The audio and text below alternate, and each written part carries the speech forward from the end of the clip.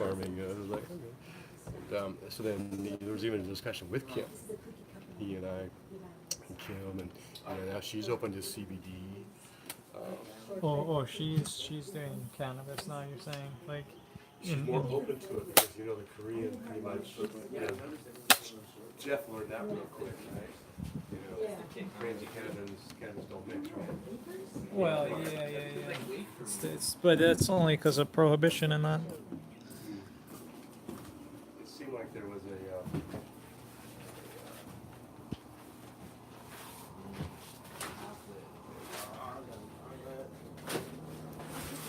But I think there's. That's going to open the show.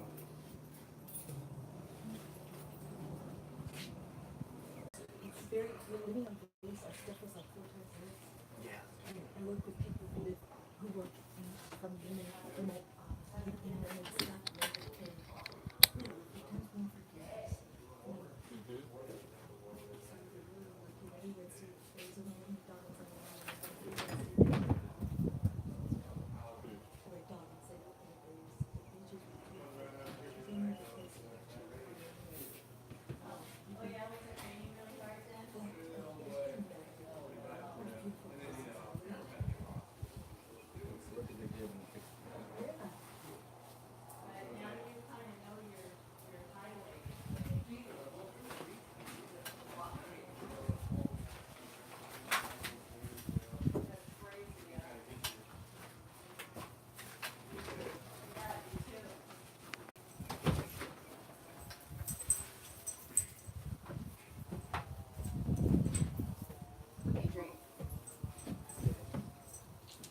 Hello, I'm Paul.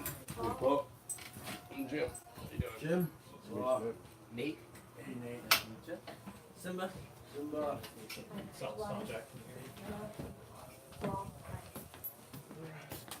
Hi. I'm Paul. Oh, Sumiko. Hey, Sumiko. Okay, so I paddled.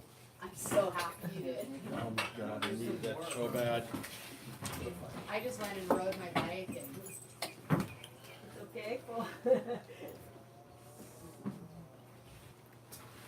It's okay. Oh yeah. Oh.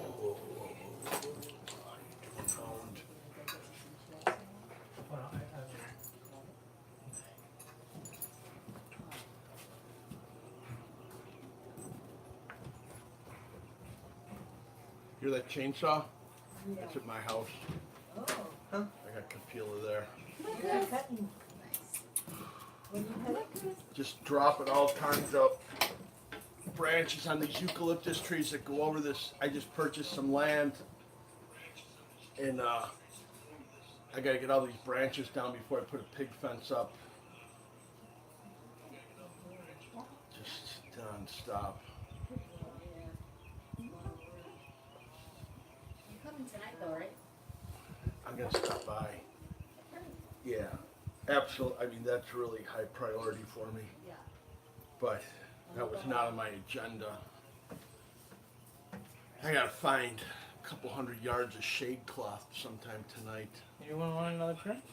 I'm good on the ground good. call Good? tonight. I'm Good. good. Okay. But, Never mind. Hey, bring. But I'll take it if you just brought it all the way up here. I'm not gonna. Your efforts were not in vain. Does it have to be the cloth or can it be plastic? Does it need to seep through? I'm just I saying have because I have 6 loads of gravel coming tomorrow morning, and that dozer's gonna move it all along. And I want to have something underneath it so it doesn't sink into the mud. Yeah, that's a good thing you just mentioned plastic. I think I got a ton of plastic. No, I've got things to do. All right.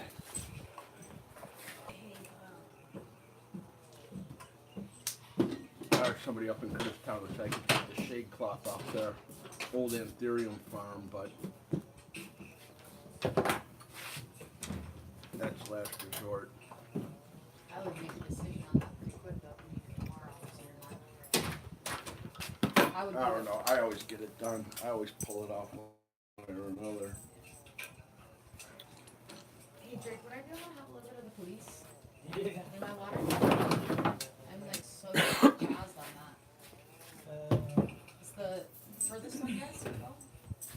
I guess this guy right here, actually. Oh, nice. It just makes me want to drink water. Thanks. Yeah, shake that. Hey, Drake.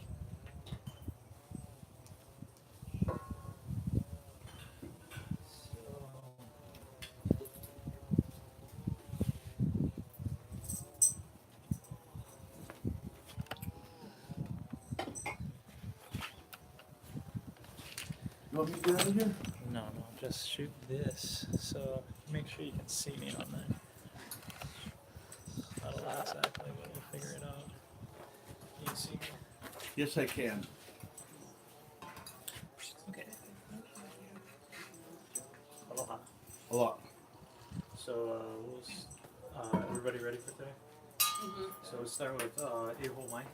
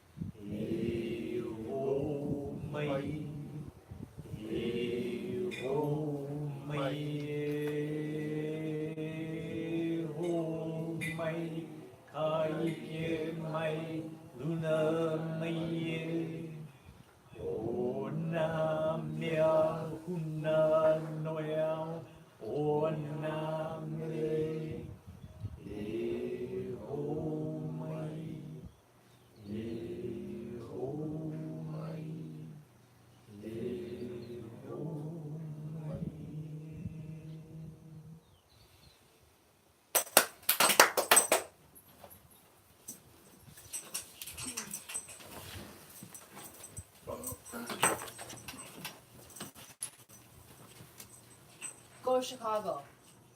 You want help with questions? Maybe if you wanted to watch this, if they Yeah. pop up, I can do that. that would help out a Keep an lot. eye on it.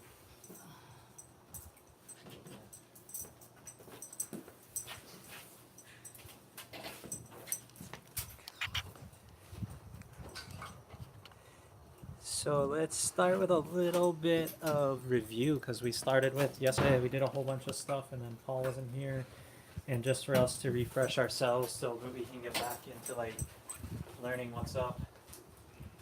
So we did yesterday. We did an introduction,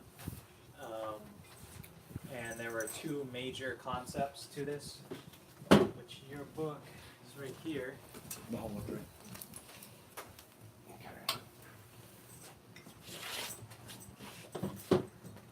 And so looking here at our beginning again, we're kind of working basically microbes and food. And yesterday we did 2 recipes, and one of those was microbes and one of those was food, right? So which microbe recipe did we do yesterday? We did the police. Yeah, police at a lab, right? And then what food recipe did we do? So our main food source, right? And so what can we go around and each of us tell me what you remember from the KNF police? Like what was the most, whatever you want to fill in so that you can inform Paul so you can get the most out of your like little short description. So KNF police or a kid who called out the National Guard when you have a problem. So whether it be, it could be a sticky septic, that bacteria is very helpful with consuming, things you don't want. They feed on carbohydrate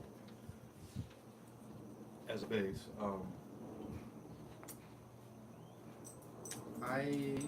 Biggest part I took from that was like you always gotta feed with the microbe. Like if you're taking some probiotics, you don't want to take it on a like super empty stomach. You want to be like before you eat something. So you always want to feed when you're doing the police. Gotta feed them. Yeah, it's a same thing I learned from other places. You can't just eat up good stuff. That's good. Yeah, they're like, badass police system that comes in and cleans your plane up, things you don't want. But that food, yeah, that was a really important thing too. And also the main dish, like when you do your lab, to have a big dish, because it's more surface area instead of just a jar. So what he's talking about is we have a dish right up here where we're actually capturing this bacteria out of the air. So we just put a wide pan in. Making the recipe you use 4 cups because that's going to fill your basket and that's going to work with gather the most microbes instead of, I tried to downsize to 2 cups. And when you wash that water, you want to get the whitest part of that water. Following the recipe correctly. It's important. There's a reason. No, go ahead. Yeah, No, for that math. Mm. There's a reason. I'm just listening. To summarize what we did yesterday with the police? I'm still trying to like process it. Like to me, it's just magical, mystical, amazing new knowledge, and I'm just like loving it. Cool.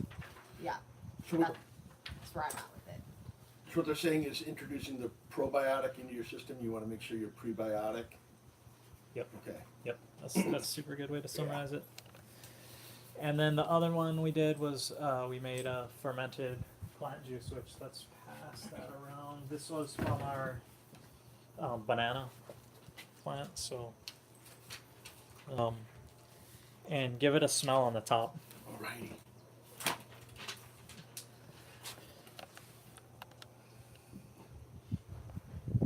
Cool. So then we also made another ferment out of the fruits, right? And so I don't want to disturb these by opening the lid to look at them, but if you want to, you can smell the top and see that. Did that one change yet? Does it still smell I like? didn't get any smell, but Does it still smell like plant, or does it smell more like Yeah. fermentation? Like freshly cut grass in your yard kind of thing. Sweet. It's getting sweet. It's getting sweeter. Mm-hmm. So probably let the fermentation go a bit longer on this, but I'll smell it when it gets up here. Oh, I didn't get a chance to look at the bubbles in it. Looks active as hell. It's wild. There's a few bubbles moving around. So Drake, you have banana in there. Is it water? So who wants to summarize how we made Yeah. this? And I'm sorry I wasn't here Friday. It just It smells like it smells like vanilla Yeah, extract. how's that kind of- That's what I'm getting, vanilla extract. Huh, maybe there's something on the napkin. It smells too good to be true. But we had some really good energy going into it too. Very banana. But I don't think it's fully fermented yet. So the process here was to take sugar and plant material, and we then combine those till it sucked out there's no water added to this. This is just the juice from inside the plant Okay. material. So sugar draws out the plant material and made this. and nothing else. You didn't like introduce a probiotic or Just Nope. sugar and the stock. Sugar and stock. Is there banana in there, or is that just banana stock? In those, there's banana, ripe and. So we've got stock, Is it ripe or not? and then unripe banana, and then ripe banana. Okay. Thank you. And even though how it they're goes all, with like the stages of growth in your plant, like it's all relative. Okay.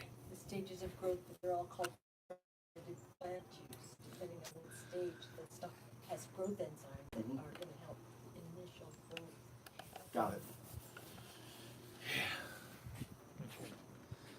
So today,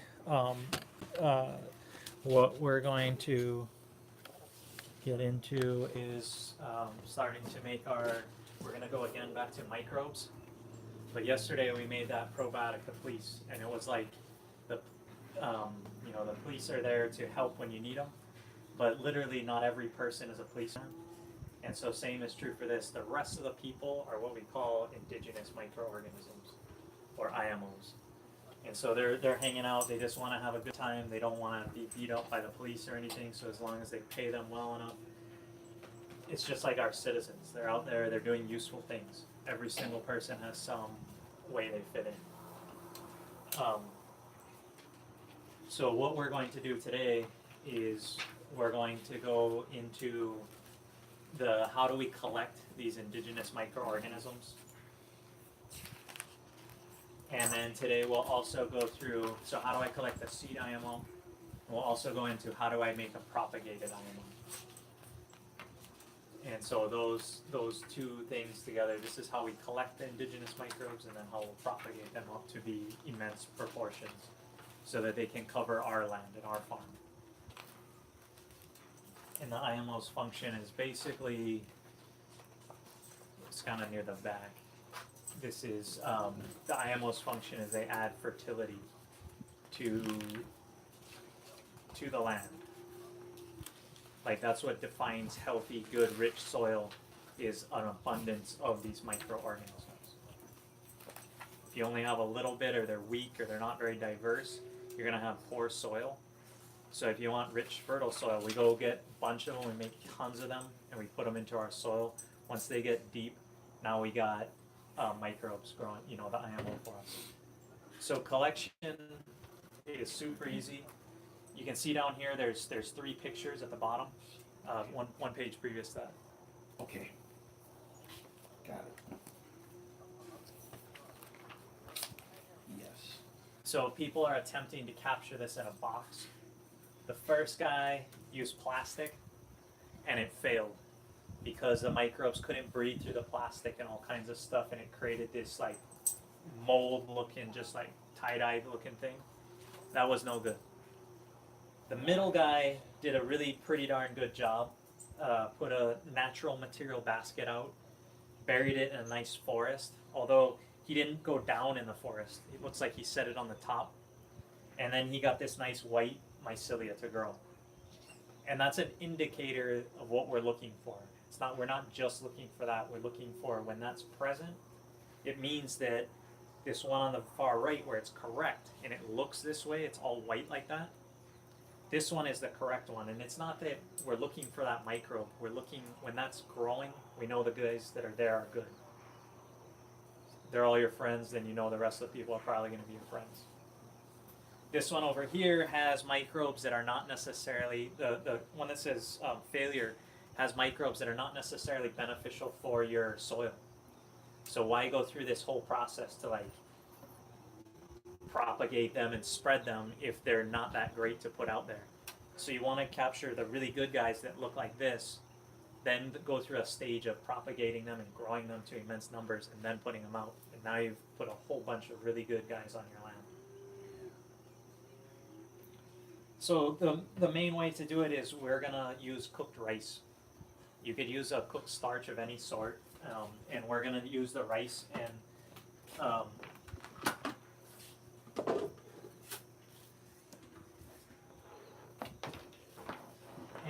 usually you could wash it or not wash it doesn't matter.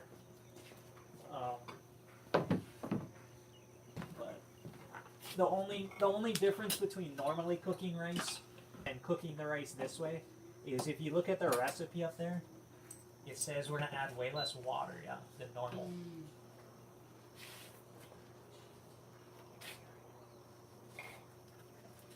So for us,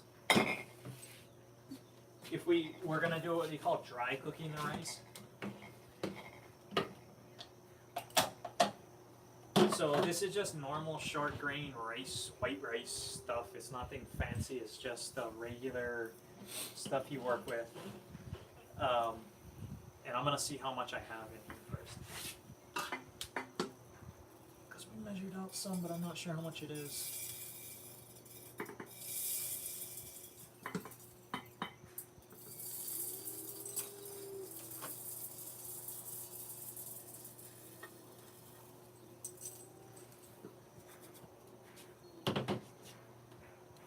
So it looks like I got about 3 cups of rice here.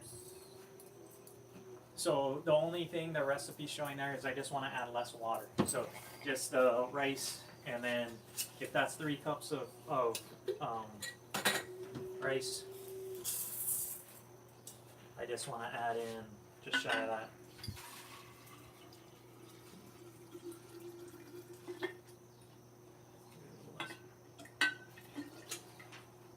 So I had 3 cups, and now I'm putting like 2.5 cups or so. Okay. It's just a little less than that, and that's what dry cooks it.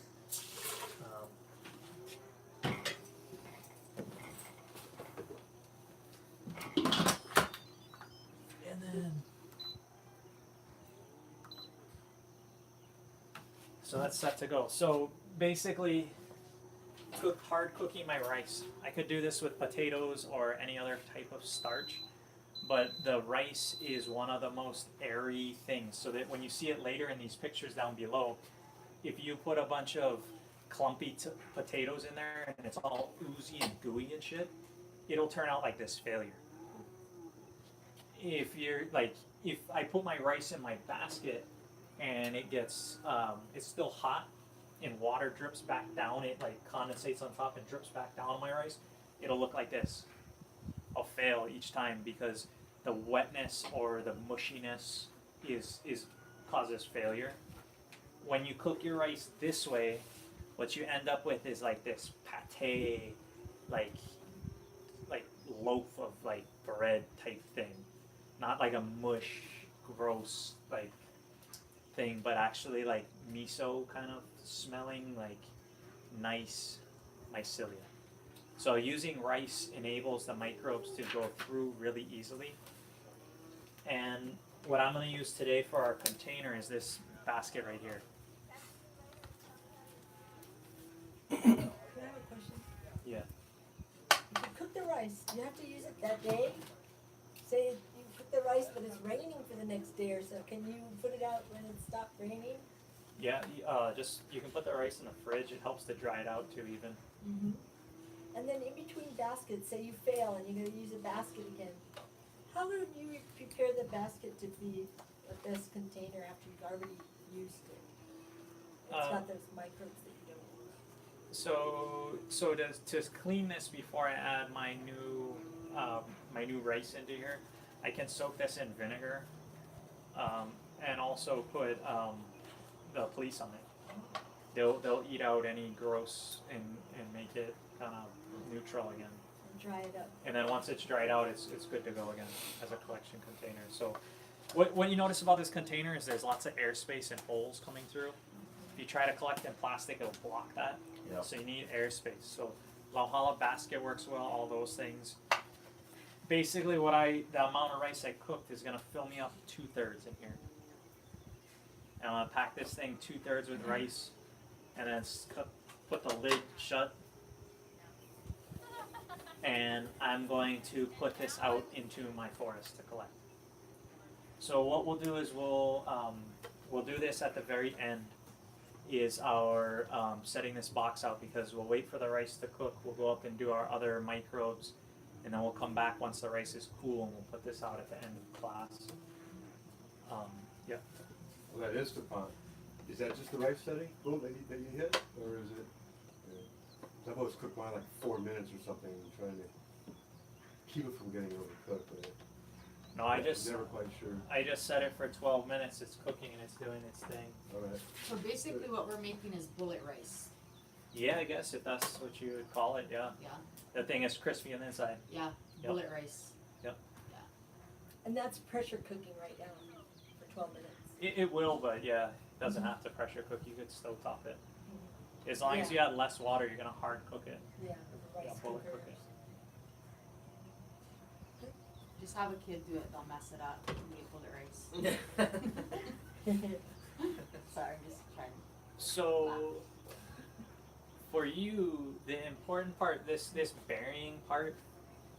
So now, like we'll actually go out and do this. But imagine our rice is in here, 2/3 way, and we're gonna go bury this out in our soil. What we did when we were in Korea, because it was almost freezing temperature, is we gathered a whole bunch of the leaf material plus a little bit of the topsoil and made a huge pile, like about this big.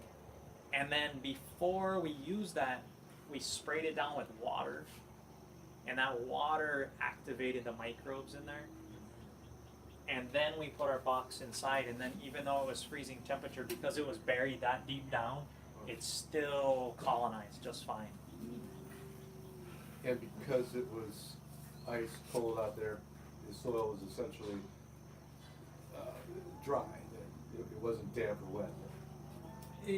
Also because we had brought the leaf litter from like when I was at your place and we went to that forest, there was all that leaf litter, but it was still a little bit too dry.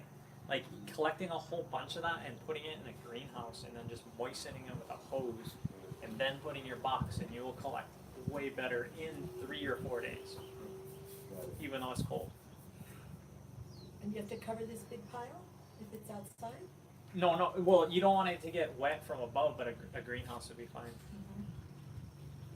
Just so I'm clear, rice box, bring it out, and put the leaf litter and stuff on top. You're not going and collecting root tips and cutting the root tips on top of the rice. Not for this recipe. Okay, not for this. Okay. Yeah. No, I don't cut root tips, but yeah, Okay. but not this recipe. This one is just to get the microbes from your forest Okay. rice in this box. Yeah. So any other questions? Are there any on the thing?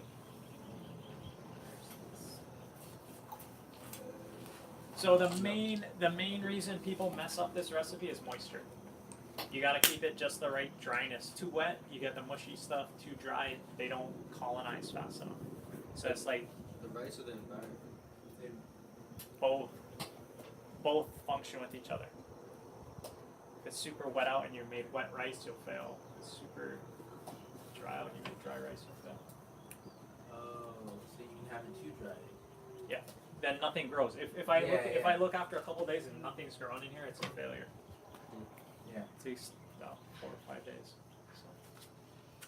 That's where I'm. Okay, so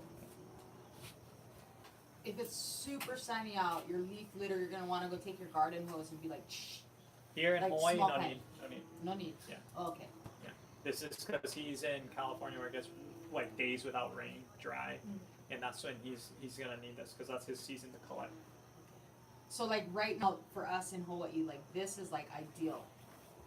Yeah, these last couple days that have been super nice like this, we'd be fine. Okay, When it's pouring rain, it's not the best time to do it. okay, awesome. So this will be ready in about 2 days then. 3 days, and to feel if it's ready, you reach your hand underneath. And this one, since it has a thick wood thing, I'd probably reach my hand right on the side where I can feel. And if it's warm, then I know it's ready, and then I can harvest it.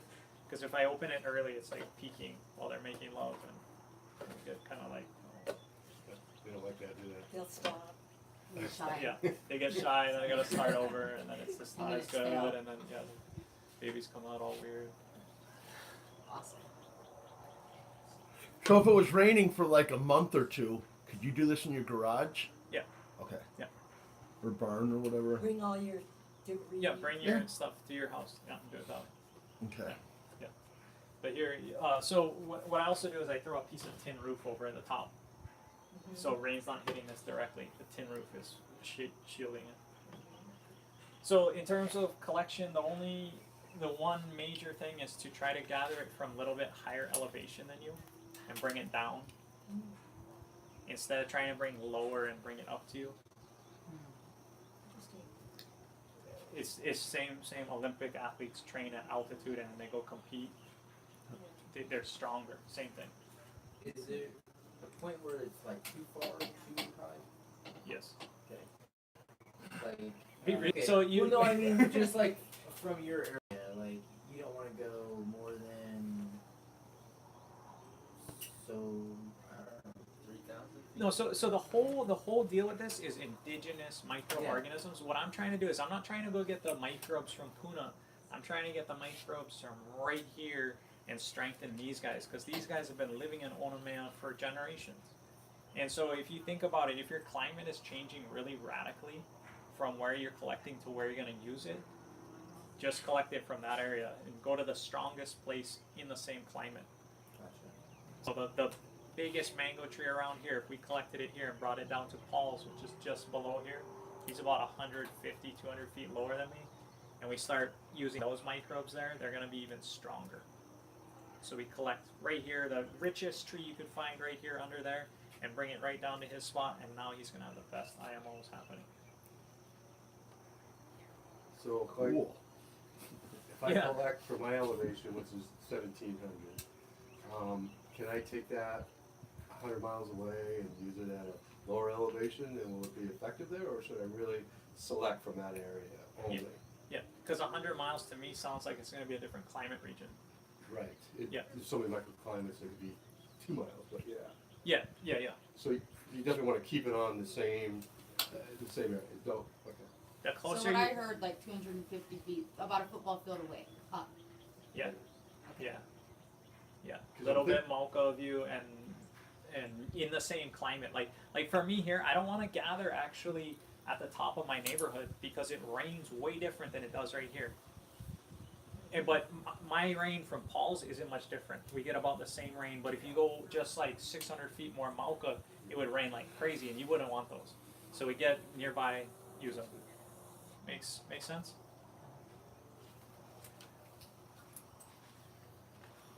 Okay. So that's cooking, and then I think Suze is back. We got a gallon of milk coming too. So. Our rice is going. I found a good use for beer. Beer? Yeah. Cool. I did 2 last night.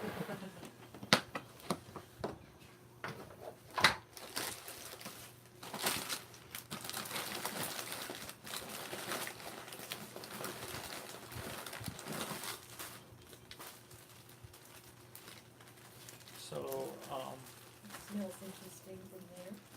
yeah, it smells good. Yeah. We're hydrating. Okay, so.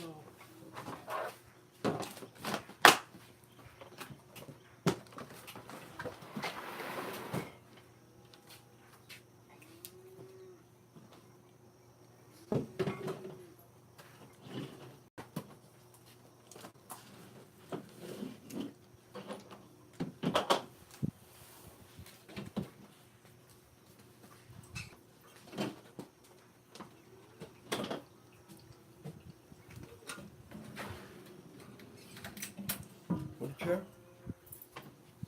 I think I'm gonna grab a blanket and sit on the ground. Okay. Is there anything you need at the house?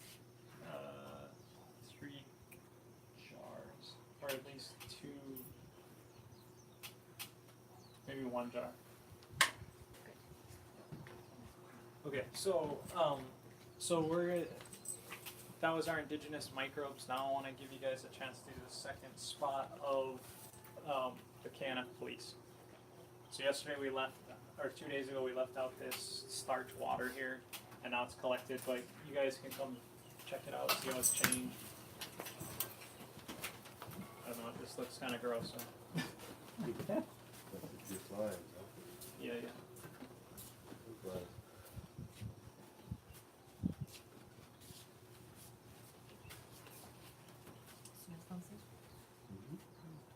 but the general idea is that we've caught pretty much all Just like the stuff in there. not like too sour or starchy.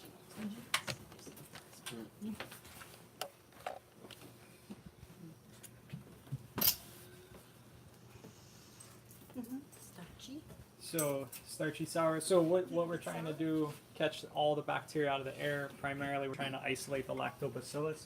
So this here you could use as lactobacillus right now, because it's predominantly that. We saw the graph and how it grows faster. So that's mostly lacto. But what we want to do is we want to purify it.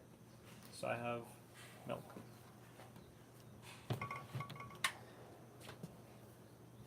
So this step is pretty simple. You just want to isolate your starch water. So you see this film growing on the top? It's starting to grow a film.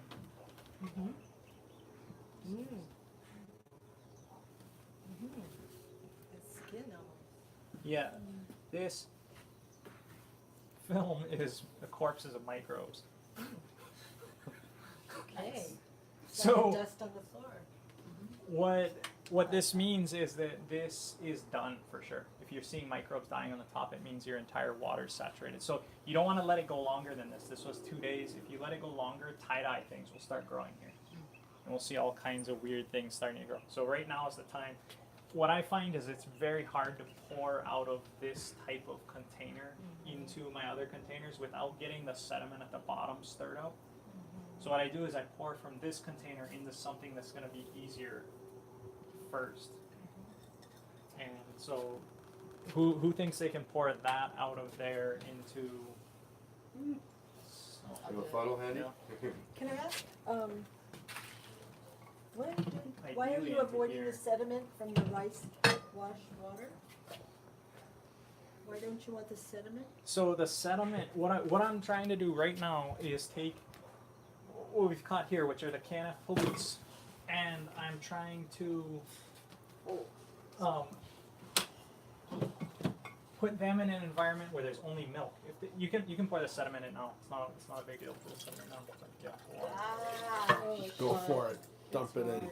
That's hard, dude. Yeah. Okay. Good. Perfect. Brian, no. Here you go.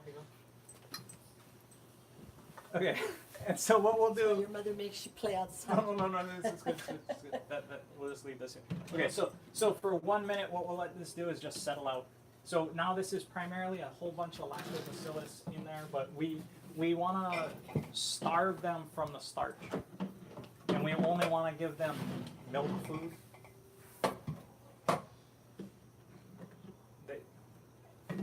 Because everything can eat starch, but only the lactobacillus can eat milk. So if I only give them milk to eat, then I'll only have lactobacillus living here. So I'm Everything else is we're gonna kill it with the milk. Everything else with the milk. yeah, because they would only eat the starch. But as I let the starch, like I'm gonna try to let this settle out, and hopefully the starch will kind of settle out of here. But they won't have anything to eat. So let's take those 3 jars. Drake, what was the original solution? It was water and Rice. rice. The How much formula rice? is Nice 4 water. cups of rice. 4 4 cups. cups of water. Mix it. Strain it. Then let it sit for 24 hours to get that foam. Okay. That's the first step, and then now this is the second step that Okay, we're doing. and it doesn't matter that the milk's not. The milk is pasteurized. No, that's exactly we want pasteurized milk. Okay. So it's a good question. You can use pasteurized milk because it's actually cleaned already. Okay. There's nothing else in there. There's nothing else in there growing. And we're gonna add this, which is the light, back into here, so it will grow. So Got this it. will grow. This is sterilized. And the only thing that'll grow in there is the microbe that you want that's capable of feeding off. Got it. The Milk. sugars in the milk. Exactly. Right. Okay, so maybe Paul, you wanna do this? We're just gonna evenly distribute this milk through these 3 jars here. Not really, because I'm like way more of a clutch than the show. But, okay, so you want 3. I'll evenly distribute it Okay, through. so what is this? This is 1 gallon. A gallon is what? 2 cups to a pint. If you fill them all up half, you'll It's almost nail amazing it. how perfectly 1 gallon of milk fits into 3 half gallons, the 2/3 mark. It's pretty perfect.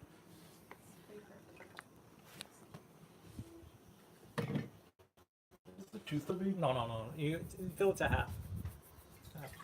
Fill it to half. Is that half?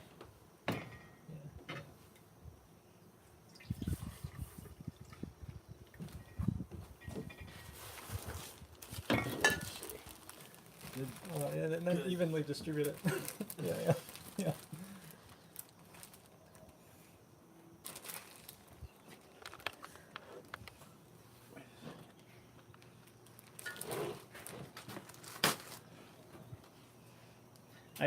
I do this with 3 half-gallon jars this size because this is enough for me, for our farm and what we use, and it happens to work with really well this way.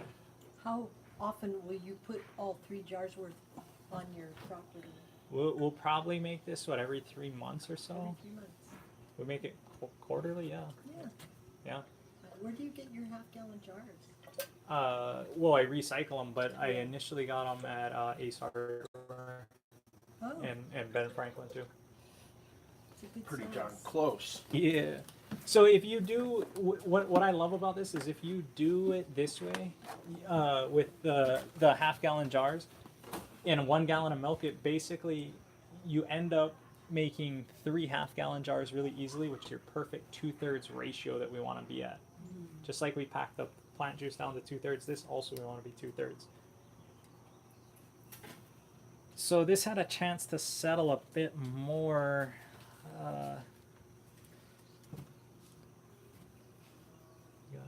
We should probably settle that a little bit more, but essentially what we want to do, what I want to wait for is just like a minute or so more. You see how it's starting to separate out and just the starch is settling down below.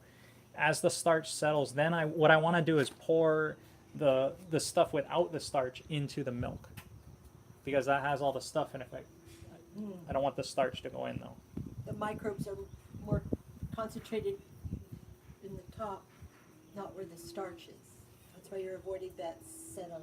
If you put the starch in here, they'll have starch to eat too, instead of just milk. Okay, got it.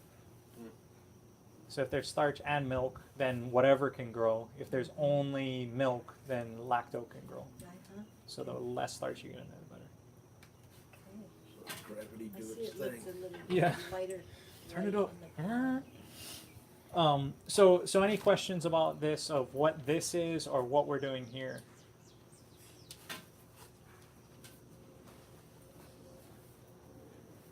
Pretty simple, right? We collected the microbes, now we're purifying them. Okay, again, why do we want to create this culture of just lactose? What's the name of it? The KNF police. You're making cops. Yeah. Okay. Yeah. Got it. Yeah. If we don't make the cops, then the robbers will take over, right? And that's what you were giving me on Friday night to drink? Okay. Did it work good? Yeah, I feel great, man. Yeah.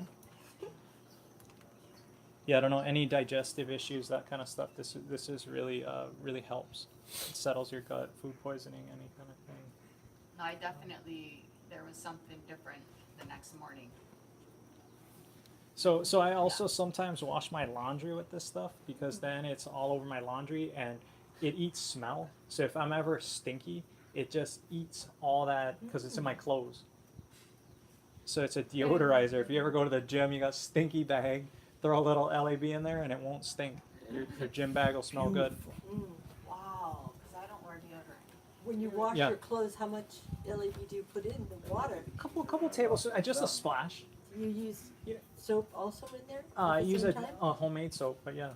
Hot or cold water? Does it matter? I like warm water because it helps to activate the police a little bit.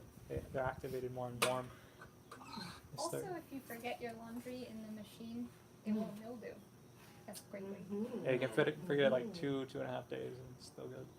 Bring your laundry back. Personal to hang experience. fucking Yeah. things on it. I hear you.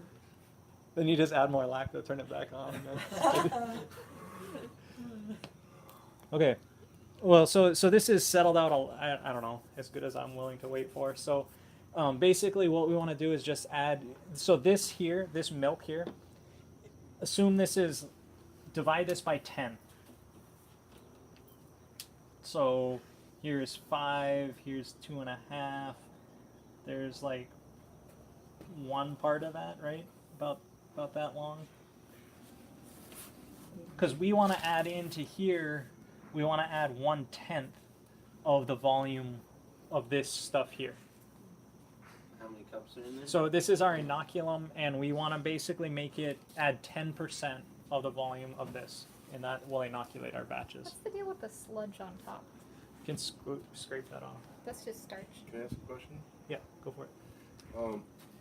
I notice how it's becoming a little bit clearer on the top, right? And it's thicker, almost the rice wash consistency. If you let it set longer, is this column going to lower, and then all this kind of milky will be at the bottom?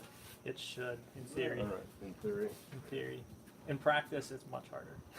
Right. It's like kind of in the pictures. But here, That's- so I got all the crap off the top Like with a this soap. thing. Yeah. Exactly. That's There's not usually- always crap on top though. No, it's the crap's on top because we let it go 2 days. If we had captured this in like 30 hours, we let it go about 48 hours. So, so someone want to do that and pour in the inoculum? So 10% What if you could use like of a this to That's that. it. But just Oh, no, so but you don't have to be very precise. Like because basically this is just, it's like I sneeze on you to make you sick. Like how much do I have to sneeze on you? Like a lot or a little? It's like that's what this is. This is like the get it, so you don't need a whole bunch. You just need enough to make sure that this starts to grow the LAB in it. Okay, so this right, not here, more Yeah. here. So using like a turkey baster would be good. Yeah. If you So had just something like suck it that. off the top. Yeah. That's, Yeah. Yeah. Good. Yeah, that one's a little more. we'll get to see the difference. Yeah. Yeah. Like this, or more. Yeah, maybe a little more. A little more. Yeah. Like this line.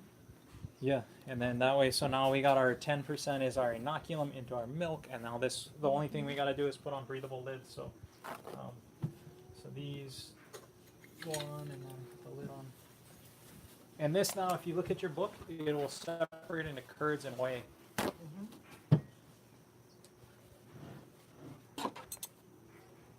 So that sediment at the bottom is what? Starch. So no, here's a after. No, not right there. Once it turns into curds anyway. oh.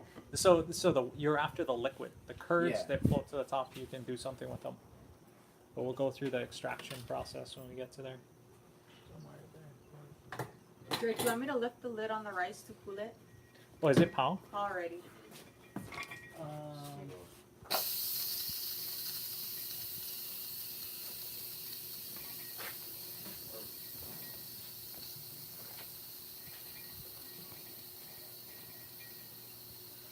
Okay. And then Those may be yeah, no, it's okay. Just to keep the bugs out.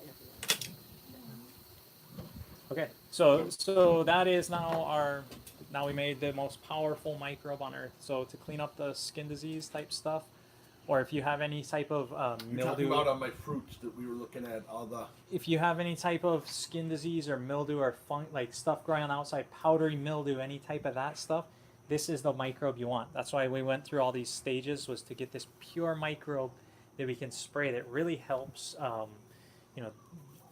like skin and Skin, quality, and your guts and digestion and these are like the police. If there's thugs on the skin, these guys come in and crack skulls until it's clean. Right here, man. Joe, Top of my head. not you though. No, I'd I'm not like cracked heal skull, you. but I've got like when I put coconut oil on my head, it all goes away, and when I don't, it happens. And- So what's in coconut oil is actually the same microorganism. okay, This is in coconut oil. This is in honey. This is in a whole bunch of things. This microbe here. This way we made it was just broad family and pure. We're Concentrated. breathing it in, aren't we? Super like concentrated. Like that's our predominant Yeah. bacteria in the air because it's so strong. So we just breathe it in and out. But this is just a way to concentrate it, that we have a pure serum now, so we can use it anywhere. It cleans up those things. Are the curds also rich in that, or does it really separate and like stay in the meat? It separates fairly well, but the curds don't rot very quick, so there's a fair amount of LAB still in there. Question. So there's 7 people, but no questions yet. Okay. Okay, again, I wasn't here the other day. The base of this is just rice and water. Yeah. Rice And wash. letting air do its thing. Is he correct so far? Yeah. Okay, and the ratio of rice to water, 1 to 1. 1 to 1. 1 cup of rice, 1 cup of water. And you said it's best 30 hours, not 48 hours. Okay. But you use 4 cups Yeah, of rice. but do the At this 4 temperature. cups. 4 cups of rice, 4 cups of water. For this And one location. now. Thank you. And it's just to get the It's in your book too, Paul. No worries. Okay. It's written down in there too. So. Yeah. But Cool. good to understand. Okay, so we got this microbe. We're good. Question off the wall, but I have moss growing on my trees, but besides, need for increased ventilation and air, would putting LAB on the trunks help Yeah. for it to restart once I take it all off? What's the problem with the moss? Well, I get a lot of moss on my trees, Me too. and I take it off, but I don't know what to spray it with that I can help it stop from reoccurring. I do spray with copper also, because I've got that kind of Cicospora fungus problem Yeah. on coffee, Yeah. So avocado, so tree off fungus, the tree moss. the moss on the tree. One thing that really helps with that is also the seawater, the minerals. They're chock full. So putting that around helps. Spraying that on the plants. Good to know. It's so rainy here too. There's not that many. Yeah. Our minerals are always being washed away. I Do you see. have a pen here?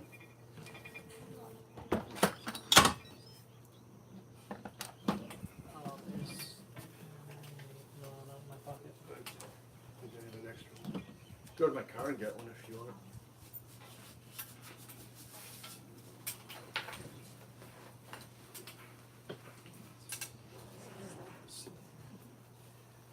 Okay, so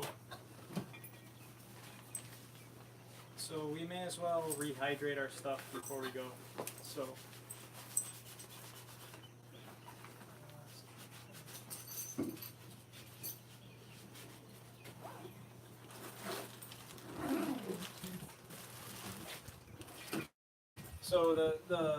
the second recipe today, it's completely different than the microbes we're doing, is figuring out how to make medicinal tinctures. The difference that what we do here, that I'm going to do different than you may have experienced elsewhere, is that I do fermentation first and then extract the stuff. So fermentation is like opening a hole in something and making a doorway before you go try to take the material out. And so today we have angelica, cinnamon, and some gross licorice that I'm gonna get. I have another one, but that's gross. And so if you think about plant health, and you think about the way we want to eat, we don't just eat food. We always put in spice, right? You don't just like eat rice. You put like shoyu on it, or you put like teriyaki chicken. You put garlic and ginger in there and brown sugar, and you make this like thing. So oftentimes we think, oh, we just want to spice up the dish because we don't want to eat bland food. But there's also a lot of health benefits to putting like garlic in your food. All of a sudden now you're getting healthy from eating. And so the same thing when we're thinking about our plants. What this herbal tincture does is it puts in these nutrition into your plants that are like these herbs that kind of spices up their life, but also it builds their immune system. And it helps them primarily with reproductive and digestive health. So we don't often think about that. When you think about, you go ask somebody about, what NPK I should put on my land. They don't say, oh, well, this will help your plant reproduce better. But really, you want your plant to reproduce better, right? You want the biggest mangosteens. You want the best grapes. You want the biggest buds. You want, what else do we want? Best bananas. Taste. And so thinking of helping it to reproduce better, if it can go from being a juvenile and then go through reproduction really well, it's going to throw out huge racks of fruit for me. And that's what this whole thing of spices is, and this whole thing is this herbs helps aid reproduction and helps aid its digestion so that it can assimilate more nutrients, eat more from the soil, become a healthier tree. So we add herbs in along with our other, and this becomes one of our foods. So if you start, sometimes buying herbs is hard to get them fresh. If you start with dry herbs, this is what we got to use some beer for. So we're gonna crack open a warm one with the boys. But what we're gonna do is we're going to rehydrate this dry material so that we can ferment it, because microbes can't really eat this dry material; it's too dry for them. So we're gonna rehydrate it with some beer first.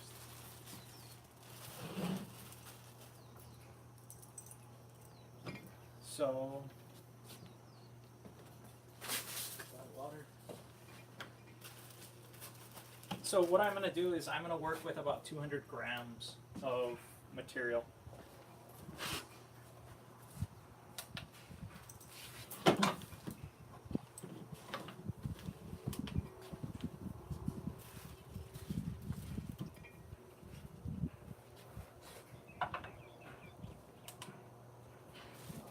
It's too heavy. So basically,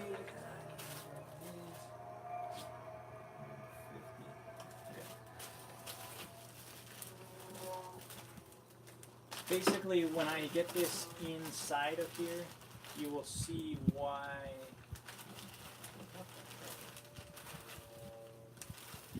This is a completely different type of angelica.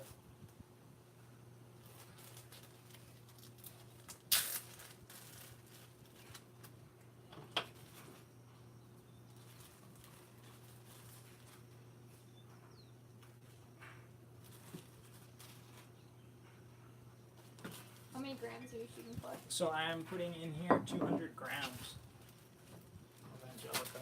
So when you'll see when I said 200 grams, the reason I'm doing that is because I'm doing this half-gallon jar size, and this will actually render me 6 gallons of usable product later, which is enough to farm for like a year or two at least, if not more, depending on your scale. And so this many herbs will get me 6 gallons. Of angelica. And then you Well, not have, 6 gallons of the whole product. oh, So But not diluted yet. To 1 to 1,000. yeah, no. Well, no. And then I dilute it 1 to 1,000, so that gives me 6,000 gallons of usable. It's amazing. And you put yours together. Well, this is 200 grams of angelica. This is angelica. That's Notice angelica. it's gonna fill it up about halfway, Yeah. and that's essentially what I want to do is just rehydrate halfway. Yeah.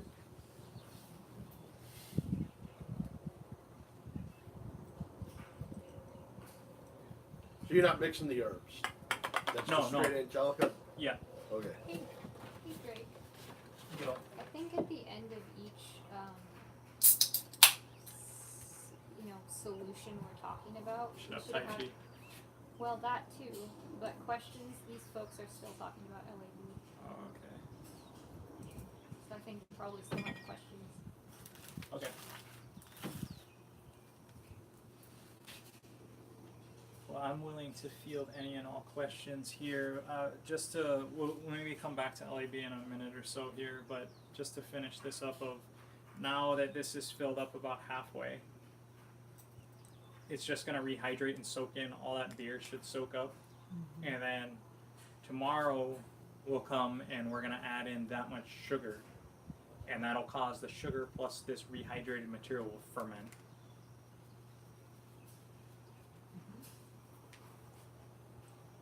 Do you leave all the beer in there when you pour the sugar in, or do you like? Just leave the beer, but the extra Why sugar. beer? Like, You could use wine. You could use anything that's kind of alcoholic. Because the alcohol's pulling the good stuff out. The malt. The alcohol. it's already fermented material, so it helps, like, as opposed to absorbing just water into its body, it absorbs like this fermented stuff in, and then it helps it later when it helps kickstart the fermentation process. The Koreans use soju. They use makgeolli for this, and then they use soju later. We're gonna use some vodka. They use What was the first one they used? makgeolli, Korean rice wine. Beer. Makgeolli. Right, fine.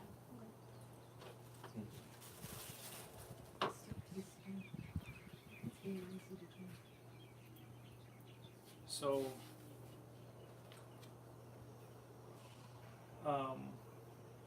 yeah. Any questions on this, on the rehydration of herbs? And this is what really what I want to teach you is general purpose. You could ferment any herb. Right now I'm gonna pick garlic, ginger, licorice, cinnamon, and angelica. These 5 herbs. But this is how to make a medicinal tincture out of any herb. When we're in Korea, we're learning like make FPJ, like the fermented plant juice recipe of mugwort, and then tincture the same way. So ferment, then tincture. And these herbs, I'm just happening, ferment. These ones were dried. So if you're working with any dried substance, use beer or some liquor, like alcohol, to rehydrate and then ferment. And you put a cloth and cover that with air. Yep. Flow cloth. This guy will get a lid. So.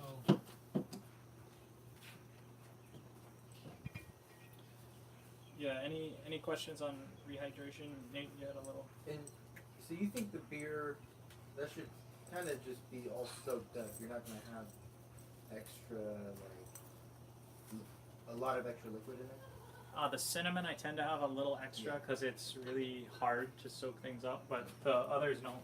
Okay, cool. It'll expand and soak it up.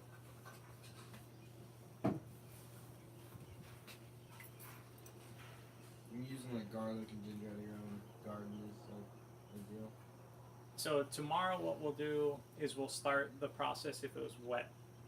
So I started the dry one today because the dry one it's gonna soak up this beer till tomorrow. Then the wet one we're gonna start tomorrow. So if I was starting with wet herbs, I would skip this step. I only have to do this if it's dry.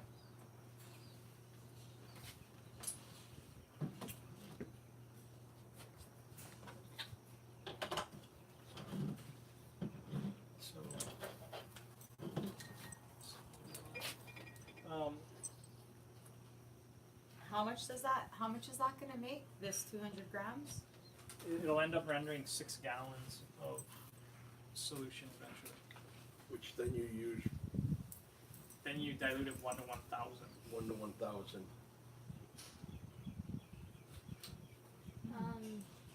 Nicholas says, so I have to rehydrate herbs to start my KNF medicine. Does the page in the solutions book cover all of that, or is there more I need to take notes on? Well, the rehydration, it's all there. It should all be there. The rehydration and then the fermentation. We'll cover the fermentation tomorrow. So we'll go through that. So yeah, any other questions? So a total of 1,000 grams of material is going to yield you your 6 gallons of end-use material. The liquid, right? Because it's 200 each times 5, right? There's 5 different jars. Yeah. That's where you get your 6 gallons from. Correct. Oh, okay, cool. Yeah. So this is 1 jar. We still have to make a licorice and a cinnamon just like this. Good. Yeah. So So each one is weighing out at 200 grams. each herb is 200 Each grams. herb. Yeah, sorry to make any confusion there, but each herb should be 200 grams. Like I put 200 grams in here. I'm going to make another bottle. It's going to have licorice in it, and that'll have 200 grams of licorice. That's the same for wet. Wet, we're going to do a little bit different. Okay.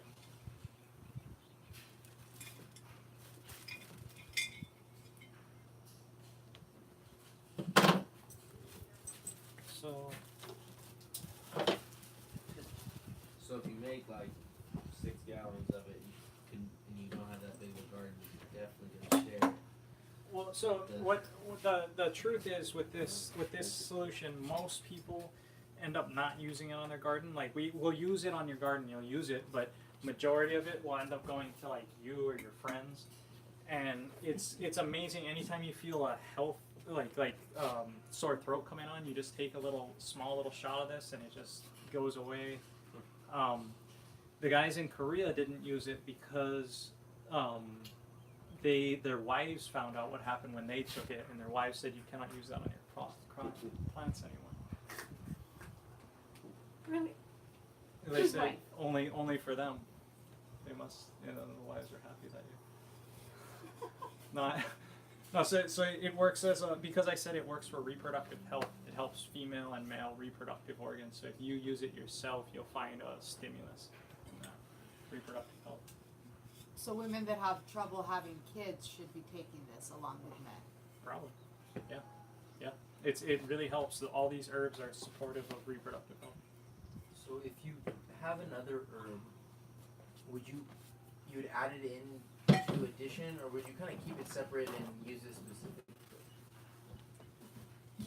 So what I'm teaching you here, these 5 herbs are the traditional healing herbs, but what it comes down to is that you'll find in your area you have indigenous herbs that people have known about for years that have the same exact effects.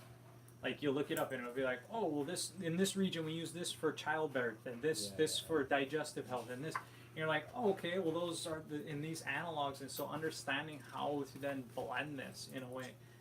The 5 herbs as the reason I picked garlic, ginger, licorice, cinnamon, and angelica is because that they are well known. They're some of the most ancient ones for healing. In the Orient. Yeah. American Indians might have something that. Yeah. No, you have indigenous analogs.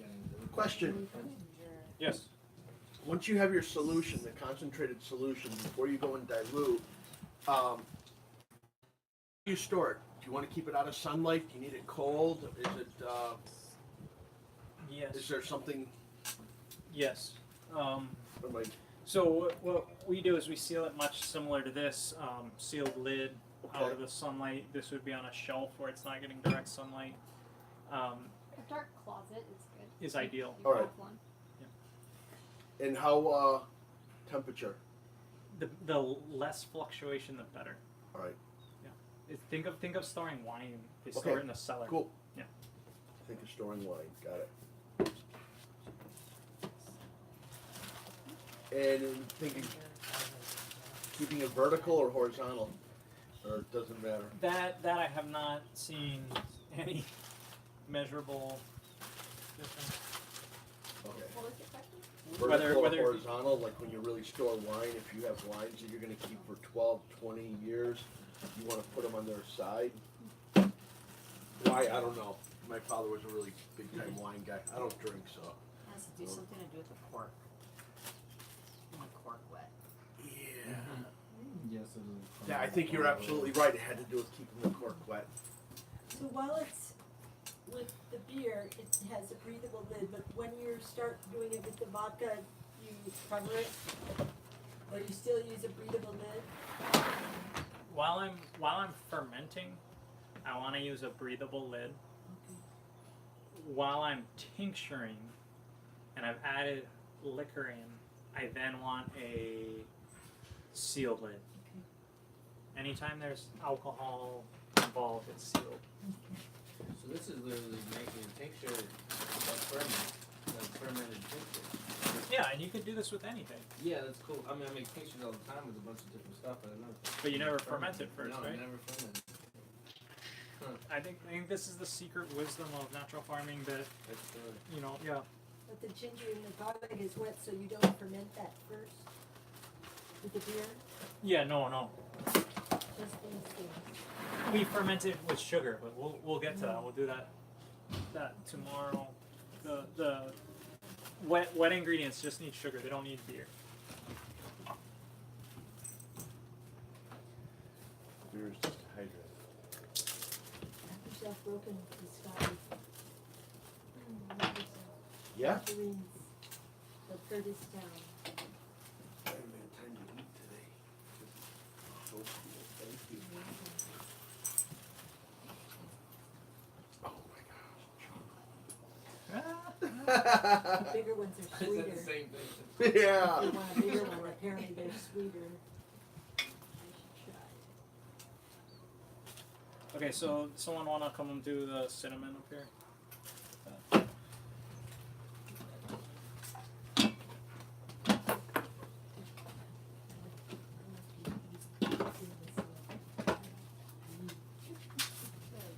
I'm glad I'm not the only one that uses rice cooker.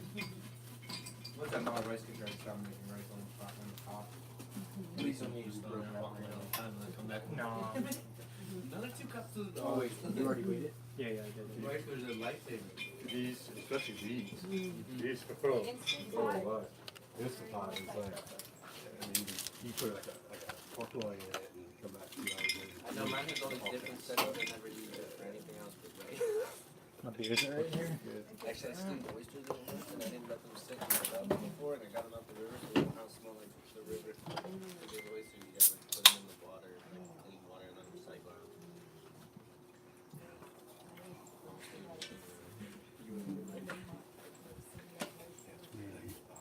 On mine, I would cut that in like 4 minutes. How's your land? How's my what? Your land? Yeah. Has it been working? Well, Stand up? the day I closed, I was supposed to have the gyro come on. I don't know if you know what that is. Like Kraus at Tree Works, it's like a big machine on treads. It just can like suck in all the trees and food. And the back of the machine is just a big pile of mulch. And he could have done my whole property in about like 2 days. Well, his machine broke. To get a new one was going to be about $750,000. He didn't want to do it until he's got a contract from the state, so he's like, "You're on your own." Damn. Looking I mean, fit. that So I was sounds like just it's like, expensive, "Oh my too. god!" So I've been clearing basically by hand, and meaning chainsaws and everything, having a crew. I mean, unless you, I don't know, Herding right? So cats. Hawaii guys, no? And we finally got the bulldozers that I needed. And Drake Yeah, maybe it's came over and looked at it 2 weeks ago. too hard for the I mean, microbes we to just had penetrate so the much kernels. shit down. Getting chipper, I tried to get a chipper in there one day, the thing sunk in the mud, and then we got 3 trucks stopped. Well, yeah, this, and then moisten your Getting stuff one and truck make to this pull the huge, other truck like, out. Which Yeah. got stuck, which, you know, then we, I So, told I'm trying to tap into that. So, if it's too dry, make it a little bit more wet. Yeah. Yeah. Yeah. Well, thank you. Because that's always been a problem. Yeah. But it's when I like- got What you the guys talking dozer about? there, Always, I was gonna when take it's all this too stuff and wet, just shove it off or the not cliff, too wet, too dry, and It's like, super no way. dry where I'm at, cause I have a slope on the property. nothing grows. One, you wanna build berms with all this, because not only does it prevent the runoff, you know, Yeah, no. stop the So rainwater. here, you should actually. I'll be able to retain soil. It's like these berms that I ended up building are gonna be the most fertile parts of my property when I add the IMO and everything to it. Okay. The decomposition of this wood, Regular rice. to like, me. I'm so glad that I did break the knife for like 10 minutes. Oh no. Don't build berms. I'm Okay. like, okay. Oh, you in California. What do you think, regular rice or dry rice? Oh, You know what? I like a dry are rice. You made- live on Big You Island? made rice. I'm on the main end. Gotta remake. Well, you gotta come over to my farm. Bullet rice. I'll show you around, man. Wait, I would do like, everybody's more than One welcome to half. come over. And Are I you, go- are you Ratio. on this road? you mean like quarter. I'm across Well, the this highway, will work walking for us. Some of them, Will it Going work? across the highway, like, if you go some down of them here, more than others. make a right. Yeah. The very first street. No, some is good, some is different. It's like This not tastes different. pretty well cooked. Easy, got you. Yeah, you gotta check it out, man. I got a killer. My house. I'm just. No, this is like on a right. street. This is like perfect for the restaurant. I don't know. I don't I got know. a staircase. We just Sorry. finally finished it. Too good at Down race. to the No, no, no. waterfall. This race, right? This will work. So, Okay. we're gonna have really Okay. nice dry weather for like the next week. It's not. I don't know. It's like, to me, it's not cooked all the way through. There's a difference between like cooking You it sure? where it's like the outs, like Did someone have to do with No, Anyways. but I know what you mean by the mush. yeah. When you scoop, you know, when it's sitting at the luau too long and then you scoop and the thing is We're in like Washington State. Yeah. What? mush. Yeah. Yeah, That's so I not. know. That's not how. Yeah. Like this No, is. but this is like rice. Like I go to Cosmic Cones and I get rice. Yeah. What's Yeah. that, what's that Right. lake Yeah. that's on the Okay. borders, Canada and Osuios? Yeah, that's mine. That's the lake I live right on. Yeah. So Okay, cool. anyway, just Yeah. trying Yeah, to yeah. slow it down a little My bit. old girlfriend's family. So had a we got house there. this. Oh, that's right. My father carried a Canadian and U.S. passport, and he was the one who Get our licorice going. got both sides of the border together on how to like make sure the water stays clean. Oh, yeah. And the guys, yeah. And it took a lot of effort just to even like What let is us this? start going on the other What is side this of the for border me? because they had the whole base. Like, Yeah. like what are we making? Oh, the medicine. Yeah. I guess that's not as thorough today as what I should be. And then Herbal nutrients. So it's oil, like it's oil and other nutrients, but we're calling it Medicine. Where once it's dirty Because chocolate, it's all the- over. Drake is creating these new vocabulary because, like, if we all call it OHN, if we even know what OHN stands for, what do we use it for? Yeah. So we're calling it medicine. You know, oh, when do I apply medicine? In my maintenance solution. Anytime. You can apply medicine anytime. Whereas the fish amino acid or the calcium, when do you apply it?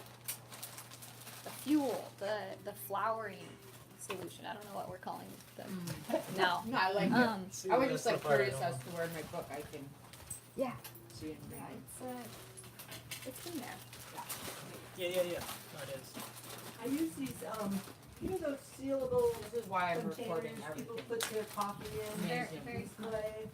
I have a seal in mine, because it didn't take, and then I just keep it on the counter, so that light wouldn't. People put stuff in there they wanna keep dry, like cookies and coffee and. Yeah, it is hard done. And they just seal, and then there's just. Yeah. I don't know. They're saying it's not. When it cools down, Clay. And it fire. becomes a little too Get the canisters, hot, it green seems- and different rooms, so I got all the same ones. Alright, so Put it in there so the let's light get wouldn't our come in. second, our licorice going, and then we need a second Angelica. We actually need two of those. you weighed all You these? get them at the Goodwill. Yeah, those are weight. They give them That's away. 200 They grams. just got the bigger one. You wanna?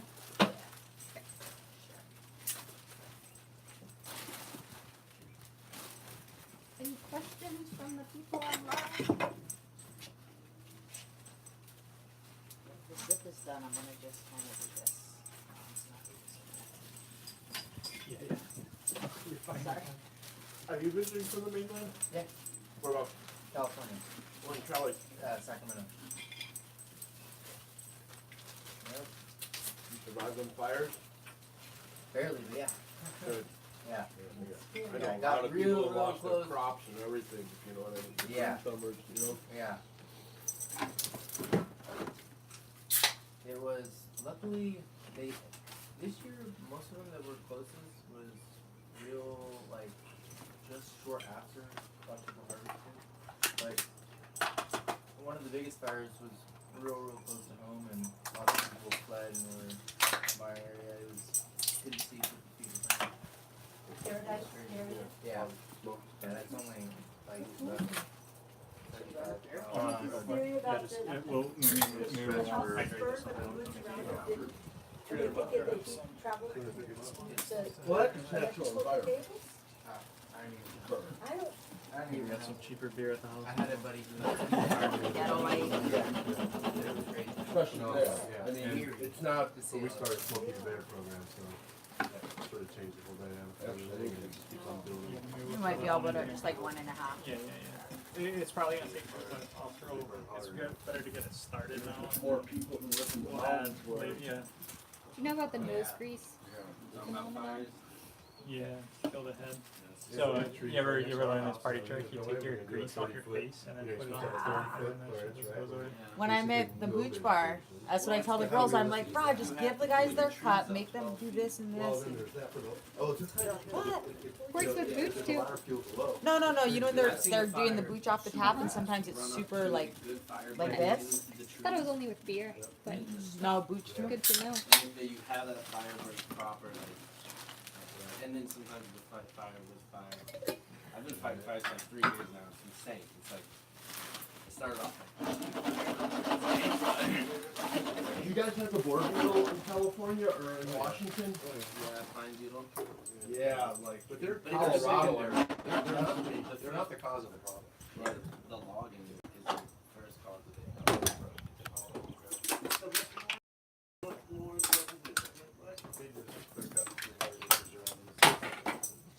Oh, right here, I got some more But all the, I mean, it might be conspiracies, but look where all the fires are going and look where all the new oil pipelines want to go.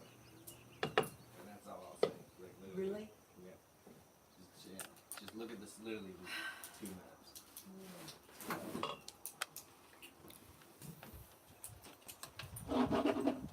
Where do you source your dry herbs from? These I brought back from Korea a while ago. But there's some of them are starting to mold, so I kind of gotta. If you guys want some, let me know. I think those are I fall. get mine out of the city, so San Francisco. Chinatown?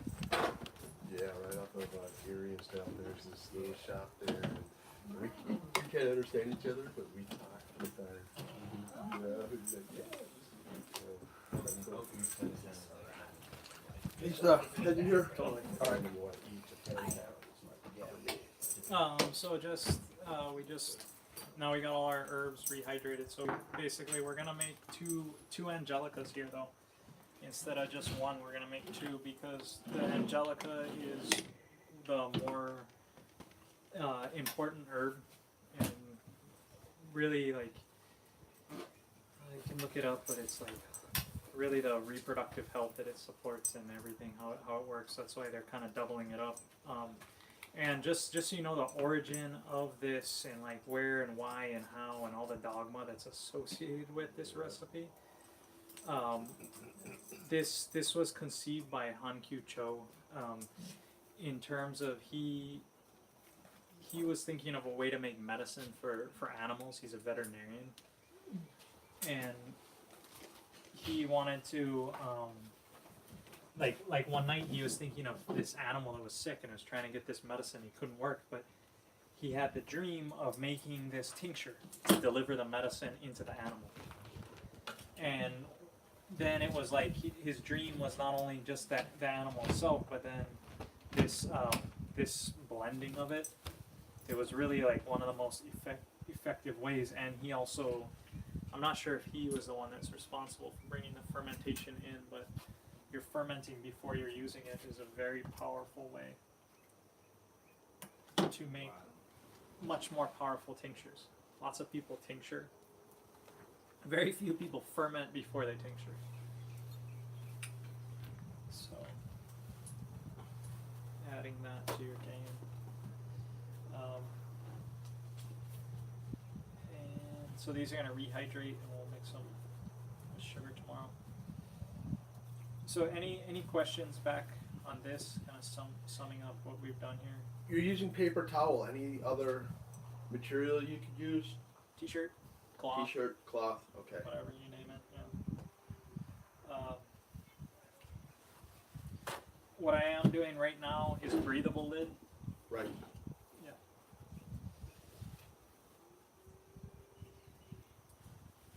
So, any other questions on that stuff? Because otherwise we'll go transition up to doing mixing our microbes. This guy asks, what would someone use Angelica for outside of OHA? Don Quai is like super well known, right? Does anyone else? It's the same as Angelica. Angelica is also known as Don Quai. Yeah, that's its Chinese. But does anyone know what that's used for? Angelica? Cramps. Yeah, I know it's Yeah, I really used good to for like take it females for- during their cycle to use. Right, it's the reproductive herb, right? Yeah. But also, I think a lot of people use Angelica up by my way is a, you know, like a cough suppressant and a cold. I think this fight against cold. Oh, Licorice. wait. Licorice is really good for that. Oh no, to put on your back to relieve pain. Yeah, you make it into a lotion and put Angelica. Yeah.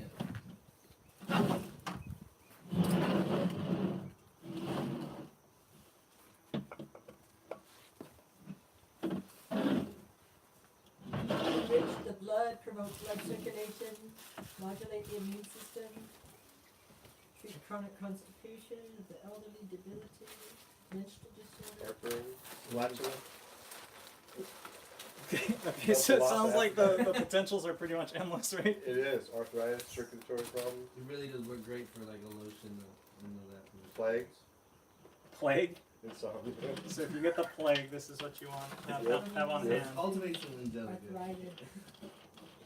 But it's gonna take you 3 months, so you might not make it. But this, yeah. You can pass it around and just take a little bit and put it in your mouth and eat it. It's really sweet.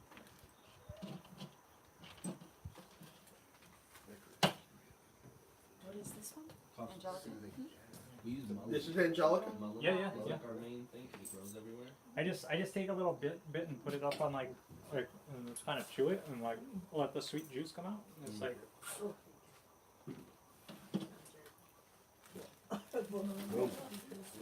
No. Both Mullet, if you smoke mullet or if you tincture it, it helps your back and also the cough. Yeah, it's super good for your Yeah, like it will really. You smoke it with like another herbal blend, The leaves and the flowers. and it's like, and it's really good toilet paper. Okay, wait, what is Mullet. mullet? To smoke mullet. I'm with you. Yeah, for toilet paper. Yeah. Susan. Yeah, it's Susan. actually- I'm with you. Making babies. I'm not sure a little tastier in the tincture. much. you don't like it. Well, it's an acquired taste. Reminds me of You're gonna have good reproduction now, though. Whatever it takes. Yeah, whatever it takes. Okay, so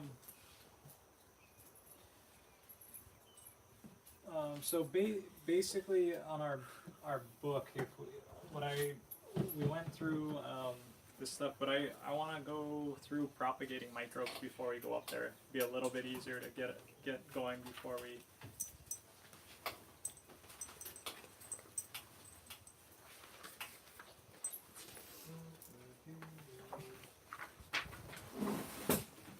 To the collection page. So this PIMO, the propagated IMO.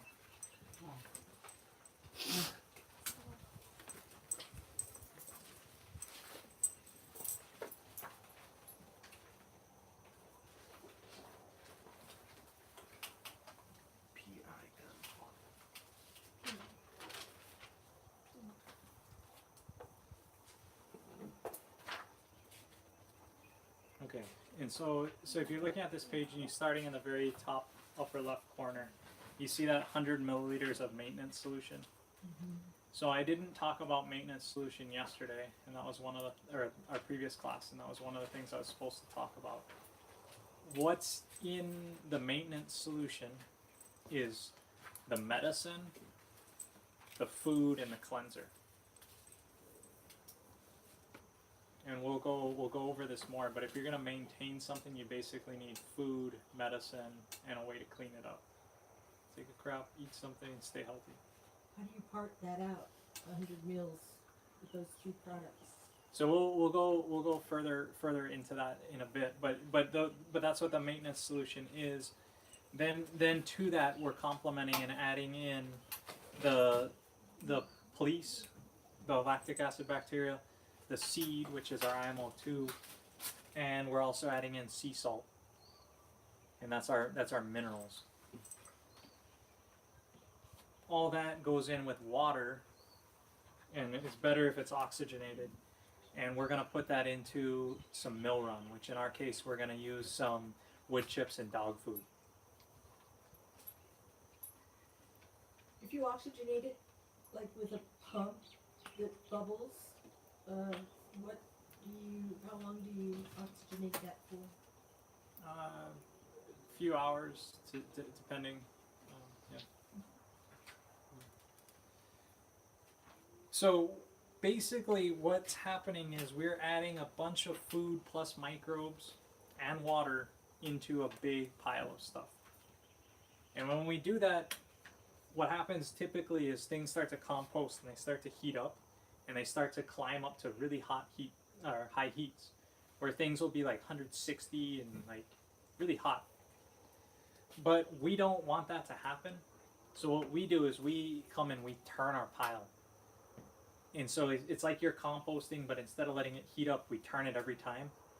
And what this does is it knocks it down and it stays below this 120 degree Fahrenheit line, or 50 Celsius. And you keep it below that temperature. And what happens is the microbes you grow are different than if it had heated up here. And the ones we're growing are the ones that we found from the bushes and we took so much time to collect and do everything with. And these are how we're propagating them. If we let the temperature go, we're propagating something else. If we let the temperature stay low, we're propagating the microbes we want. So food, nutrients, the microbes, and then keeping them low temperature as they try to compost and heat up. What kind of thermometer do you use? My hand right now, because my thermometer I left at my friend's house. If you had a thermometer, what kind would that be? Riotech. Like a heat thermometer that you... Like a one that, like a probe? 2-foot compost thermometer. Oh, a big probe. Was Yeah. the one you had, was that a turkey thermometer? No, it's a Riotech soil thermometer. I see. Compost thermometer is super nice, but left it at my friend's house. But right now, my hand works really well because I am 100 degrees. I'm 98.6 degrees, roughly 100 degrees. If I stick my hand in and it's a little bit warmer than me, it's roughly around 100, 105. If I stick my hand in and it's really kind of warm, it's most likely above 120. If I stick my hand in and it burns me, I like have to pull my hand back out, it's above 120. So I know I have to turn it. Your hot water's usually around 120. Right. And if you put that straight on you, you kind of scald yourself almost. And it's right at that very brim of the stuff that we would grow. If it went above 120, we'd grow all these crazy guys that live in like steam rooms. Yeah. Bunch of Finnish people. Oh, I don't know. So we grow these low temperature guys. It takes about 7 days for this thing to finally cool down and not want to heat up anymore. So it takes a little while to babysit the pile and keep it low temperature. After you're done, it will naturally cool off and it'll be room temperature. But what we'll end up with is the same stuff you guys saw up there the other day, which is just that it's completely different material, right? And it's these microbes. So does this make sense where we come from starting with our seed microbes, that's what this is. Put foods, put them in a pile, keep them low temperature. 7 days later, we end up with this material that's like chock full of propagated microbes. We can go try to do it if you want. Heck yeah. Okay. Should we set our box first? I don't think it's cool enough yet. I'll do it at the very end. Let's do the bamboo patch again. We had good success down there. Okay, so what we're gonna do is we'll go up to the pig. Guys, are you gonna drive up again? Should drive. If you want to jump in, Yep, can you I'll jump go in? in. Yeah, I was just kind of trying to make it easier for you guys. Why? Well, it seemed like the other day. Well, I needed... Yeah, I was out of gas by the time we Let's were make it easy.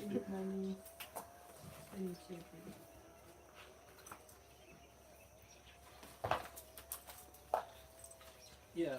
Okay, so let's go propagate some IMOs. We'll use this IMO, seed IMO that we collected last class. And it has a little lizard on top. But that's okay. It's a great insect trap, by the way. I mean, not that you want insects in your IMO, but it is. It's a good insect. What is that I one? want to get that lizard out. So that's Is the a lizard in there? Yeah. That's the one with the rice that we're gonna collect from the forest. That's that in storage form. Oh, okay, so that's the end result. Yeah, we're Right calling that seed. Now we know. Okay. And so that's So sugar that's the and key the is to have a the little rice. bit See this yeah. seed IMO collection that we just went through? Okay, Yeah, instead of waiting, he's already got the Okay. end result. okay, And Yeah, I was mixed it gonna with ask the if one the with sugar, collection is IMO one.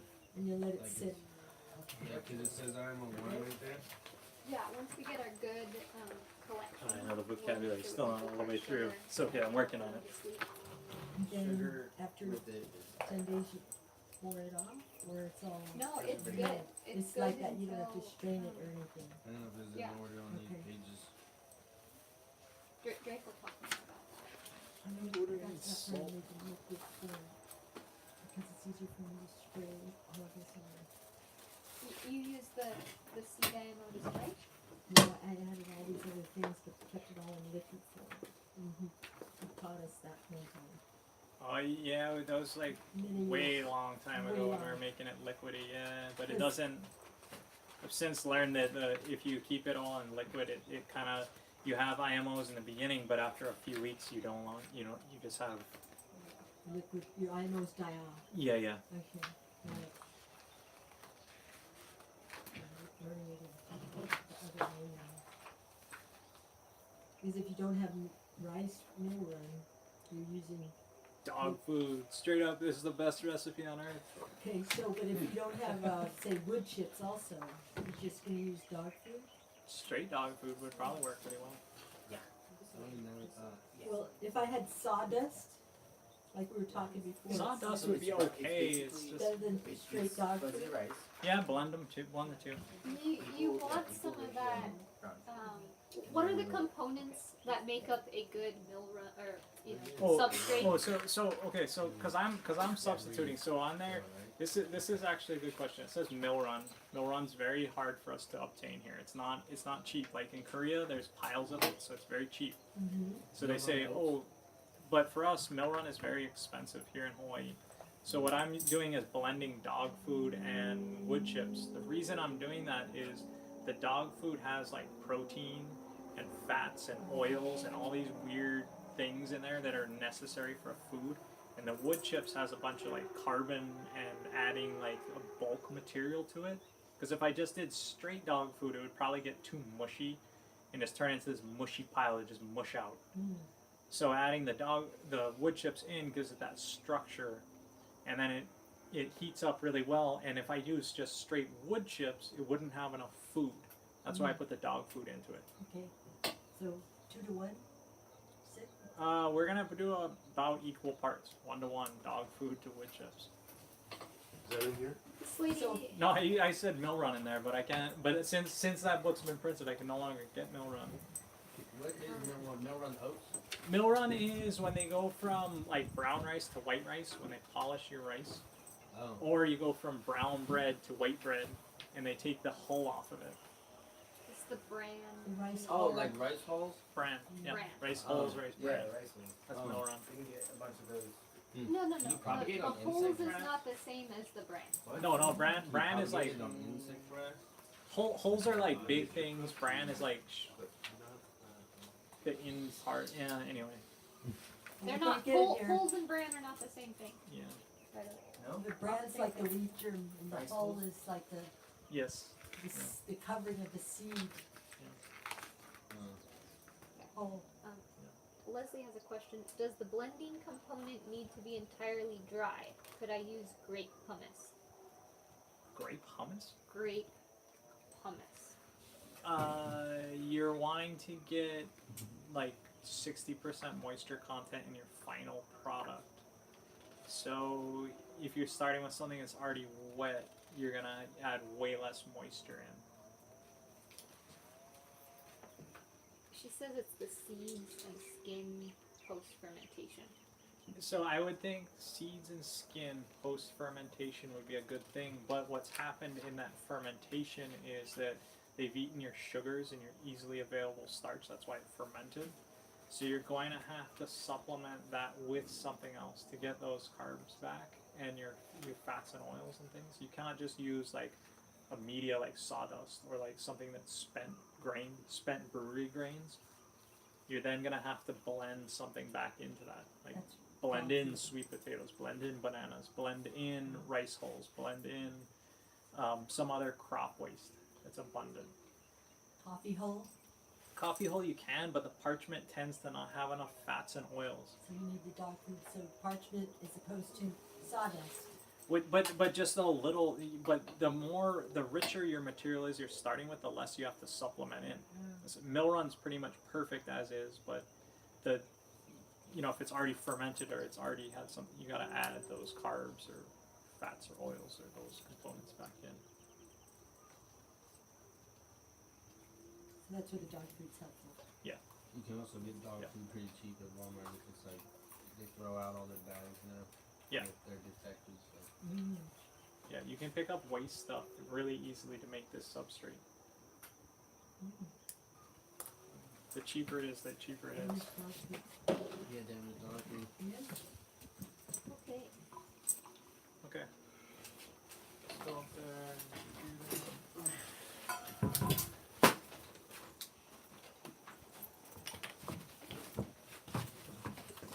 So leaving. Yeah. Yeah. Mitch, Oh. need a hand? It's getting old business. Not liking it.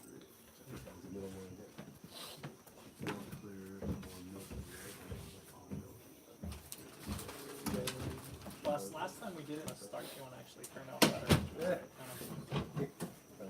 Yeah, it was kind of like I was talking about it, and then it turned out the other way. I was like, whatever, can't always be right.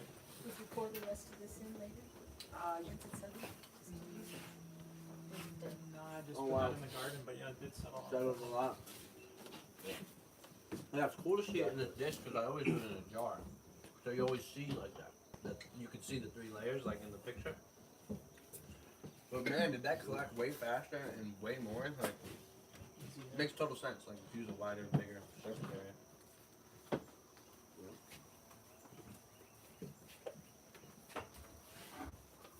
Going for a walk already? Yeah.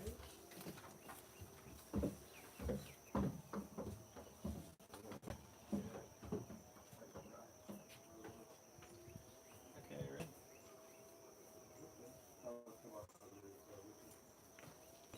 Okay. We got maintenance and LAB up there. We just need we got seawater up there too, so we're all good. We got everything we need. Fishmeal acid. No need for this. No meat. Yeah. Oh yeah. Actually, last time we did throw on FAA into this because of the wood chips. Yeah. The dog food, it just didn't. Yeah, this one might be better. The kibbles are better. They're smaller. Okay. We'll try it without, but then. If it doesn't heat up, we'll try it again. Yeah. What about calcium? Do we add calcium to the pile?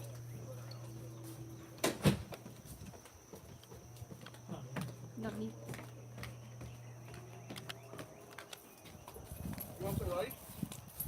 No, we'll do that right when we'll come back, finish that up right then.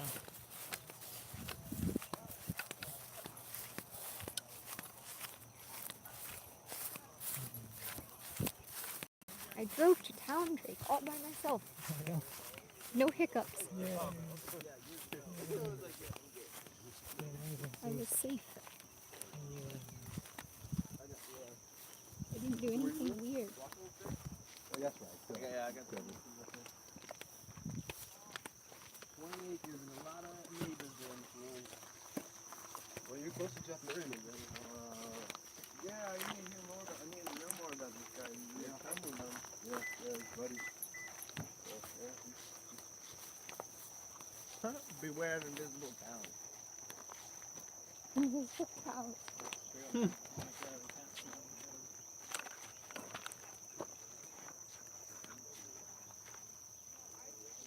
I just look back and Nate's pulling out the Scotty out of his pocket. Paul? No, Nate pulling the Scotty out of his pocket. Like, ooh, Should have gotten one of those. the chalk milk is so good. I'm like, Out for free. Just give me a bunch of new paper and send me the paper like in string so I can just have like a bookshelf of all my notes like just, you know? Oh. Like I know what you like around town, like oh, because like everybody has a white board on their field, right?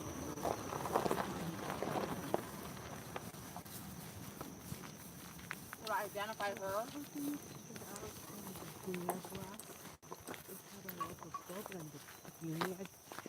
Skinny grass.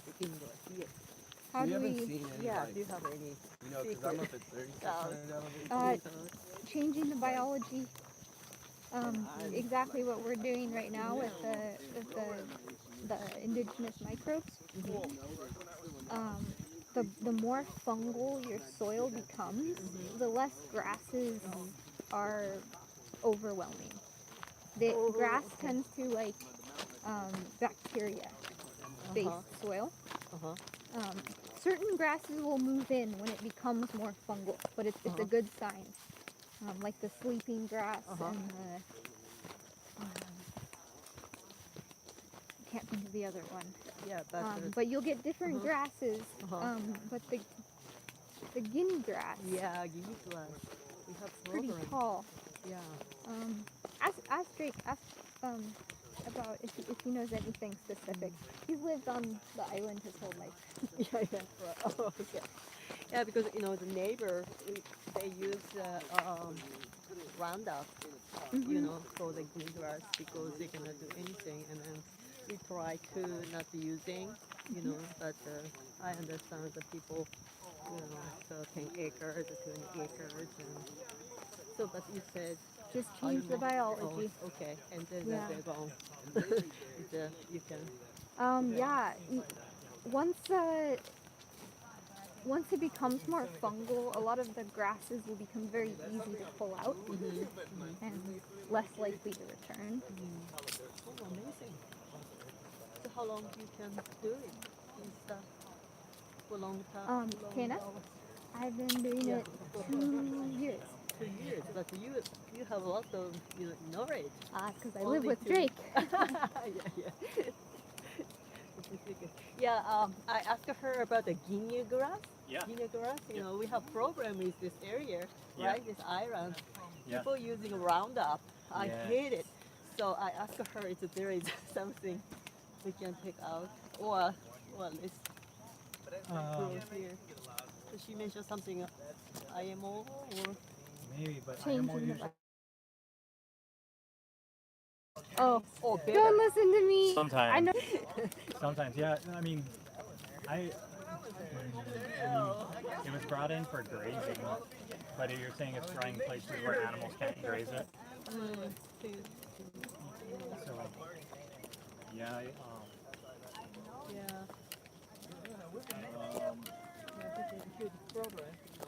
Yeah. I mean, I look at it more as a resource, figuring out how to use it for something we need. Like, can we top this up and ferment it? Because it grows very fast. And it is very high, guinea grass is very high in nitrogen. And it's very nutritious as an animal feed. That's why people grow, right? Yeah. That's why they grow. Yeah. But now it's, now it's everywhere. Yeah. So that's why. Yeah, well, Roundup, you'll be soaking it all the time. No progress. How about why not the grass? Oh, why not bluegrass? Seawater allergy. Really? Really helps. It's not going to get rid of it right away, but within a little bit, because it makes it aerobic. Very, very airy, the soil. And why not bluegrass goes away. Yeah, because we kind of cover the huge area of the black vinyl seeds, and then shut out the sunshine. I'm not sure it works or not. Okay. Because here we don't have very much. We just, Here? yeah, well, if you mistreat the soil, it grows very fast. Across the street, there's a whole field of it. That's all there is. Yeah. Yeah, it's bothering. Why not do Well, you cannot farm. It pierces through everything. Yeah, it is.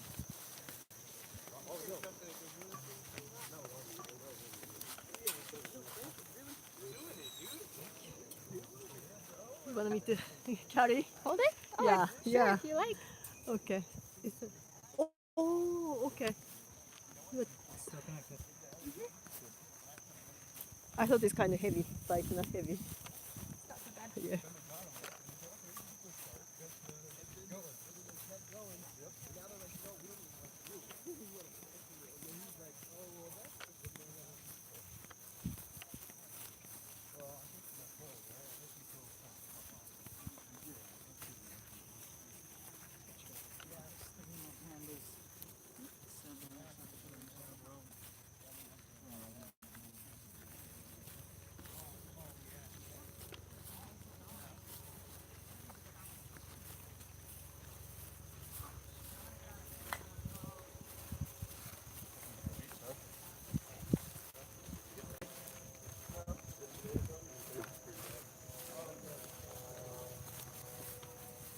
What's on the outside walking around these fences? Oh.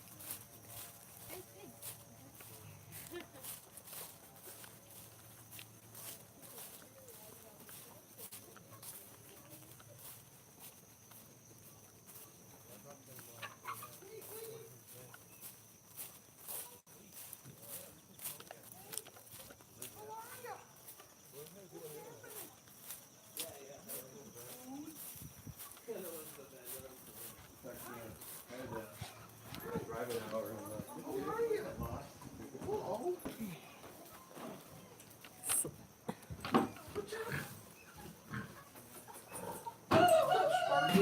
What's up, guys?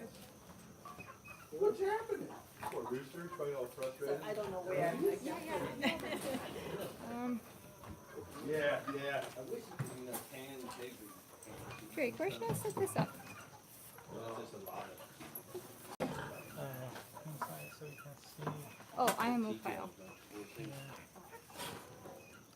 You can't do anything with pigskin other than make food balls? You know what pork rinds are? Pigskin? Yeah, Yep. 0 carb chips. You gotta make them homemade though. Like Mr. So, Homemade meatless smoke.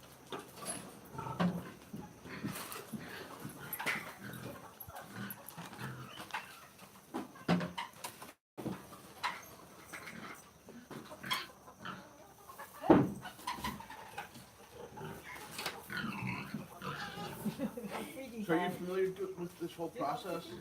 Like IMO and the natural farming? Yeah, I've been practicing some KNF the past few years at my place. It's been pretty cool, but I like, every time I learn something, I always try to start with a new slate. Yeah. I learned like being a plumber. Plumbing. Plumber. Massive plumber. Yeah. But yeah, it's been cool. My best plants I've had. Pretty sick. Are you a farmer also? Yeah. That's right. I have a puppy, my first puppy I had. We had dogs, but I wasn't owner or like the boss of the dogs. My Well, yeah, that's why it's kids, actually totally So I'm retired and got myself into properties. They could be all He's a residential. wicked. You're like, if I was doing something super small, Size of a like, greyhound. Oh yeah. all these It's different, a long, yeah, long, that would be fancy. My buddy long, but they're this tall, like a greyhound, long neck, long body. Yeah, yeah. They use them for racing, hunting, but so the smaller dogs they Harrison on the hill. Yeah, that's where's the nobody. I mean, yeah. Yeah. How much time do you have? Recreational.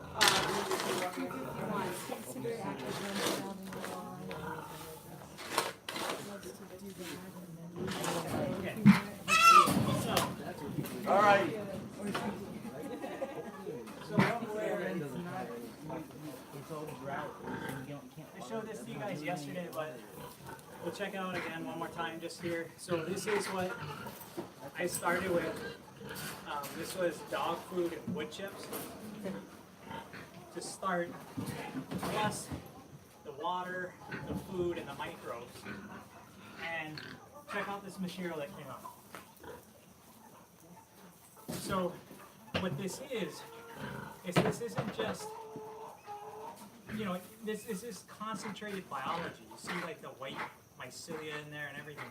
This is concentrated biology. It's not just broken down material. It's actually built up biology.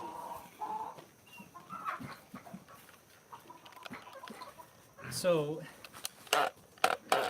what I've gone from was, you know, basically starting with the baseball size of those microorganisms, and now I've gone up to this here, which is pretty huge. And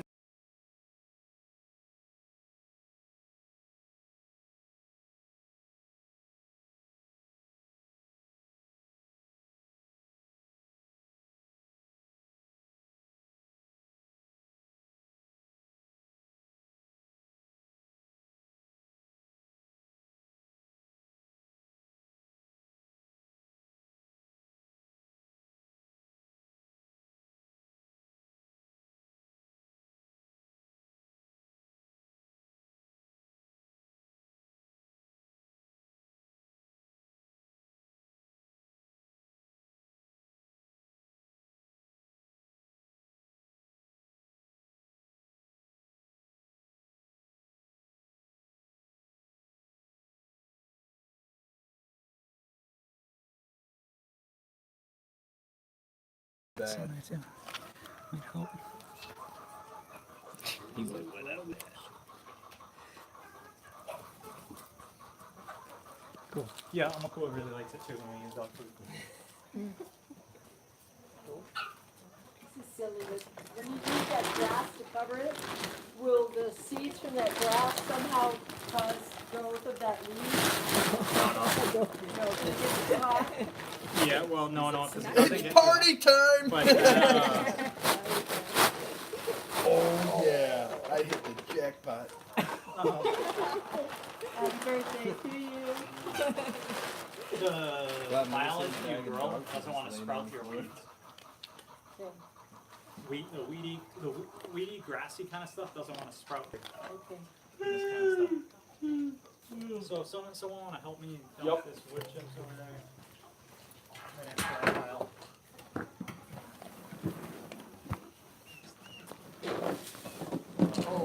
He's like, oh, oops. What's that all about?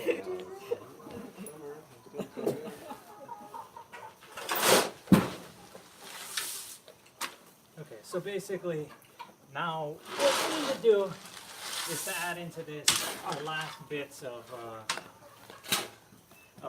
well, not the last bits, our microbes, our food, and our water into this. After we kind of got our substrate together, which will be this. Pull some of those things out.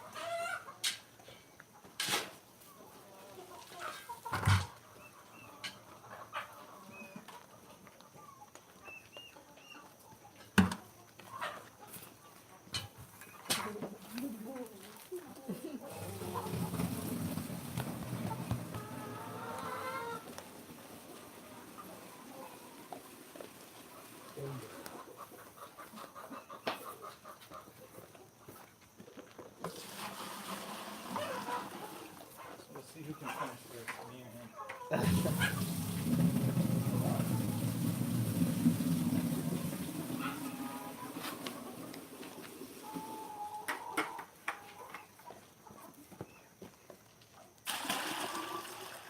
So pay attention to this recipe because you'll see this recipe happen over and over and over again, where basically what we're doing with our water is we're adding in our medicine, our cleanser, and our food, which are already perfectly combined in this maintenance solution, which we will go over how to formulate this. But essentially this takes care of my medicine, my cleanser, my food, all right here. And it makes it really easy because I just need 20 milliliters per gallon. So here I have 4 gallons. It's a little bit more than 4 gallons. So 4 times 20, 80. But Drake, Yes. you if you combine some of this pile in with that pile and got it a little wet, wouldn't the whole process just transfer over? Mix this with that. Yeah. Yeah, but I don't wanna do that with this pile. I mean, I could. Usually, I'm not mixing these piles in this stage right here. I'd go through all the way 4 and store it, like make my microbes and store Okay. it. But right now, what I'm trying to do is this one's already been propagated out.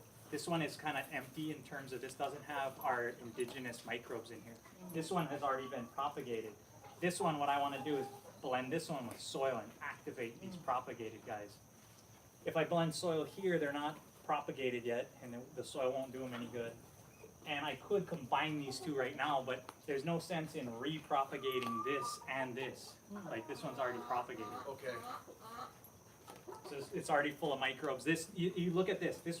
These two look identical. And now look at that's totally changed. How old is it? That's from last class, so it's about a little less than 2 weeks old. Don't you mix it? 2 weeks. Don't you want to No, soil? no, 3 weeks. 3 weeks old? I left the last day of class and that was 3 weeks. It's gone for 3 weeks. It's 3 a weeks. bit more. It's like 3 or 4 4 weeks. It's been a month. We've used some of it. Once you mix this propagated with your soil, do you have to let it sit for so long? Yes, Again? it's gonna do the same exact thing. That with soil? The same heating up, the same composting effect is going to happen when you mix the soil in again. Because Oh. these same nutrients that I'm mixing here, where I just medicine, cleanser, food, then we're gonna add that to there again. Anytime we moisten it, we add food. Uh-huh. Okay. Then we need about so we got our food in here. Then we need police and our indigenous microbes and some minerals. So here are our microbes, and essentially we need about a baseball size put in there. For this much material, I'm gonna start with about a fist size microbes. You're gonna make a bigger pile, think of that same ratio. So yeah, go for it. We pour it in my So, yeah, someone want to help me with that? You stir it up? So, yeah, do you stir it up or do you use it just this top? No need. It's all. hand. I just like Try not to reach in with dirty hands, that's for sure. But I just other than- cleaned them. Yeah, yeah. Okay, just like that. Actually, could you pour this? But that's about enough inoculum right there. That's enough. Yep. Yeah. Okay, it's not a baseball size. It's more of tennis ball size. What is that? What is that in there? So this is the That's our seed IMO. Yeah. Seed The IMO. rice and the sugar? Oh, like the rice and the sugar. Like Right, okay, that's yeah, our- yeah, That's yeah. our preserved seed IMO. Okay. We're making it right now, but that's the end result. Yeah. Seed IMO. So it was the first thing you put in there were the police. Was the maintenance. Okay, maintenance, I mean. Yep. Then seed IMO. And then we need our police is our second to last guy, and this And is then 1 to minimal. 1,000, which is essentially 4 milliliters per gallon. So fine. So 20? 5 gallons? Ooh, oh, that's fine, I think. right around 20. So yeah, that's right there. And that's the LAB? like that's your lab and Your police. preserved state, right, with 101 Yes. sugar. And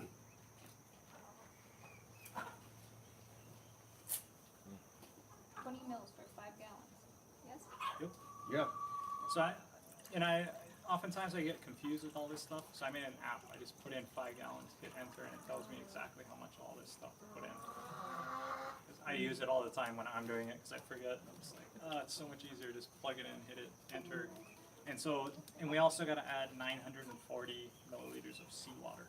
That's why I use this app. It's made it super easy to calculate for me. Seawater Where is that 30 to app? 1. It's KNF Solutions, and Okay. it's on Android or Google or on Apple. Okay. Both those.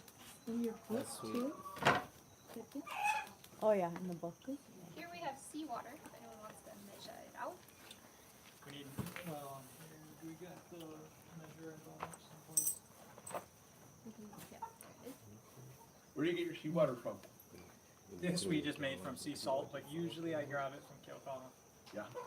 Yeah. So I'm going out on a boat in a couple days outside Drakewell to get seawater. I need it. Yeah, it's all milliliters. Okay. Doesn't make sense, but okay. So mixing sea salt Yeah. into the water brings those minerals back. How much, So I mixed in 950 milliliters of seawater. when you mix sea salt with water, how much sea salt do you put in 5 gallons? 4 grams per gallon. What? So last time we did this, it was our first time using the dog food, and the morning after we mix it up, it was cold. It hadn't heated.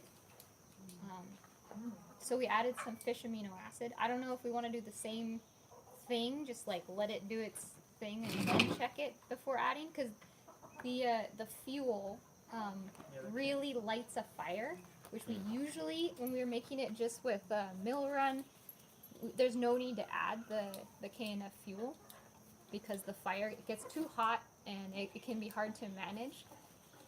But with this dog food, it might be a good idea to add some. Yeah, so add a little fuel to our fire to get things kick-started. So, And the fuel is fish amino fish amino. acids. And you made this? No, this one I got from Jeremiah, but we have it made and we'll make it. So,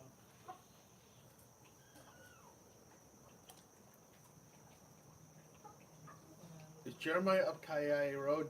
Is it like 20 mils or so? it's about 20 mils. Yeah. This, like, I think this cap is like 11 mils each time.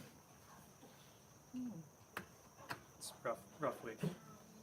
So, fuel, food, cleanser, medicine, microbes, they're already in here. Now we just gotta mix them into this substrate. So.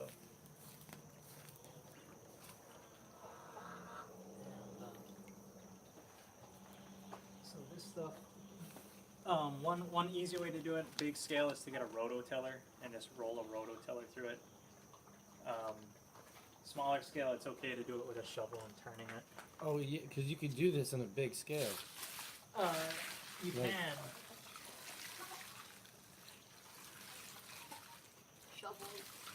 Yeah, we'll mix this in it. The key is basically I'm just trying to get the all the water evenly distributed throughout it.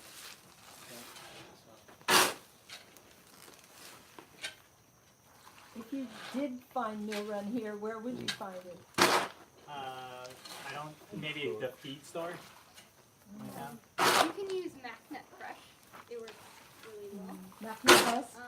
Crush. But crush, it's like all the crushed bits that come off in the husking process that they don't want to sell. But as far as I know, the only company on the island who buy it from is Hamakua MacNet in Waimea. The other guys won't sell it. Okay. For whatever reason. So now what we're into is there's a little bit more moisture on the bottom of the pile, so we'll try and get that coming up to the top. Working with mill run is way easier than what we're than this. But essentially, what I'm trying to do is get it moist enough. I see. Moisture content here a little bit over probably, but that's because the kibbles and bits haven't softened up yet, but they will. Suck it up. Yeah, they'll suck it. And so what I like to do just before last time turning the pile is, instead of just straightening it out there, I like to move it from where it is to where it wasn't, so that way I get to see that I leave excess moisture on the bottom, and or did I leave excess dryness? And the answer is yes, yeah, I did. And that's why I always, like, the last time I moved it from where it's at to where it's at. And this is the way when I go to turn my pile, because I'm not using a rototiller right now, I'll turn it from one spot to another spot. That way I know I've turned the whole pile. The next time I just turn it back to the other spot. And every time you turn it, you cool it. So that's what we wanted to keep it low temperature, right? So turning it lowers it by about 10 degrees or so.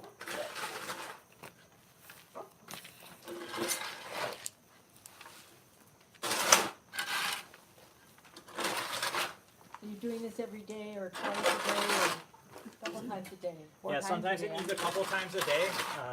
Sometimes it needs 3 times a day. Yeah, sometimes it needs 3. Most of the time I've noticed 3 times a day. But Early morning, noon, and when we feed animals, it's like a couple hours before sunset. 3-4 area. It has to be in a covered area. Yes.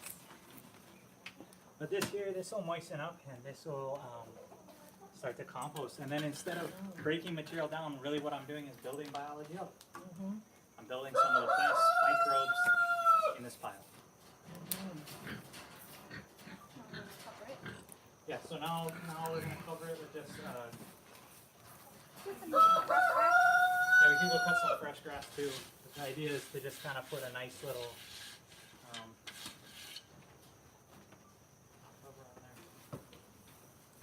So you don't want it more than like just over a foot or so? To start, this is fine. If you Got get some gloves because some of that. Okay. Kind of pokey, but. sometimes the pile heats up really hot, and in order to, if you don't want to turn it as many times, you can spread it out, Gotcha. and it'll heat up slower. Gotcha. Yeah, if you're Alternatively, if it's too cool, you can pile it up to get that process going. Yeah, if you're overheating, make it thinner, lighter. But if you want to do like you could replicate this whole thing and make it like 20 feet and it would turn it by moving. Yep. You can make a huge windrow. What would, and like the most, with like dog food, instead of dog food, like if you were going to do it bigger like that? Mill run. Mill run, yeah. Yeah. Get a container of it. Because that stuff that's not expensive, is it? No. Mill run? Okay. It's mostly considered a waste product. Just here in Hawaii, it's super expensive. The Oh, okay. shipping is what kills us. Oh, okay. You don't Okay. You got produce cheap rice shipping, you anymore, got cheap mill run. cannot grow Okay, wheat. cool. Do you want to ask these guys if they have any questions? We can take them. Online, if you have any questions about this, ask, because Susan's gonna watch the chat right now. So. Beautiful. So usually what I do is I keep a log book and I just write down the temperature when I had my thermometer of what temperature it was every time I turned it. And that's basically just to show or ensure that it's not going over 120 and I'm turning it frequently enough. But this will produce, immense amounts of microbes. And this pile we just turned was probably 100 pounds. Once we blend it with soil, we're eating like 200, 250 pounds because your soil's even heavier. Is by volume how much soil we're gonna add. Yeah, the soil, you add those products in. Yep. And we'll do that tomorrow with this file. Not only will we be turning our propagating pile, we'll also be turning our activated piles tomorrow. So we'll just mix those with the soil. So it should be done undercover? Yeah, we're under our roof right now, and then we put that cover on, so you can put a tarp up or do whatever you like. Another question was, what is my ultimate application rate going to be? So what I end up doing is making, for the application rate, I end up making liquid IMO a lot of times. And to make like a 30-gallon batch, I'm using like 2 pounds or so each time, maybe even less. And if you're gonna do intensive gardening, it's 1,300 pounds per acre. But I find that you're better off to go with a liquid application, or what I do is I mix a lot of it into my animal feeds, and then I'm using the animal manure as my ultimate product. But using this as your ultimate product, taking this and blending this into a compost So if you're growing grapes, take all that crop waste that you were gonna make into IMO and take that and make that into a compost, the grape waste, the seeds, the skins, all that, and make your compost with 10% of that being your activated IMO from your area, and that will make really good activated compost. So your application rates, you can use this as itself, but if you make a compost out of it or you make it into a manure IMO, it's even better. Does that make sense? Or I go liquid IMO, compost, or manure from the activated, almost always. So you put just so much into 30 gallons of Yeah, water yeah. and strain it out? So we'll Spray go it? through the activation, we'll make liquid IMO, so Okay. we'll take that question when we're making it.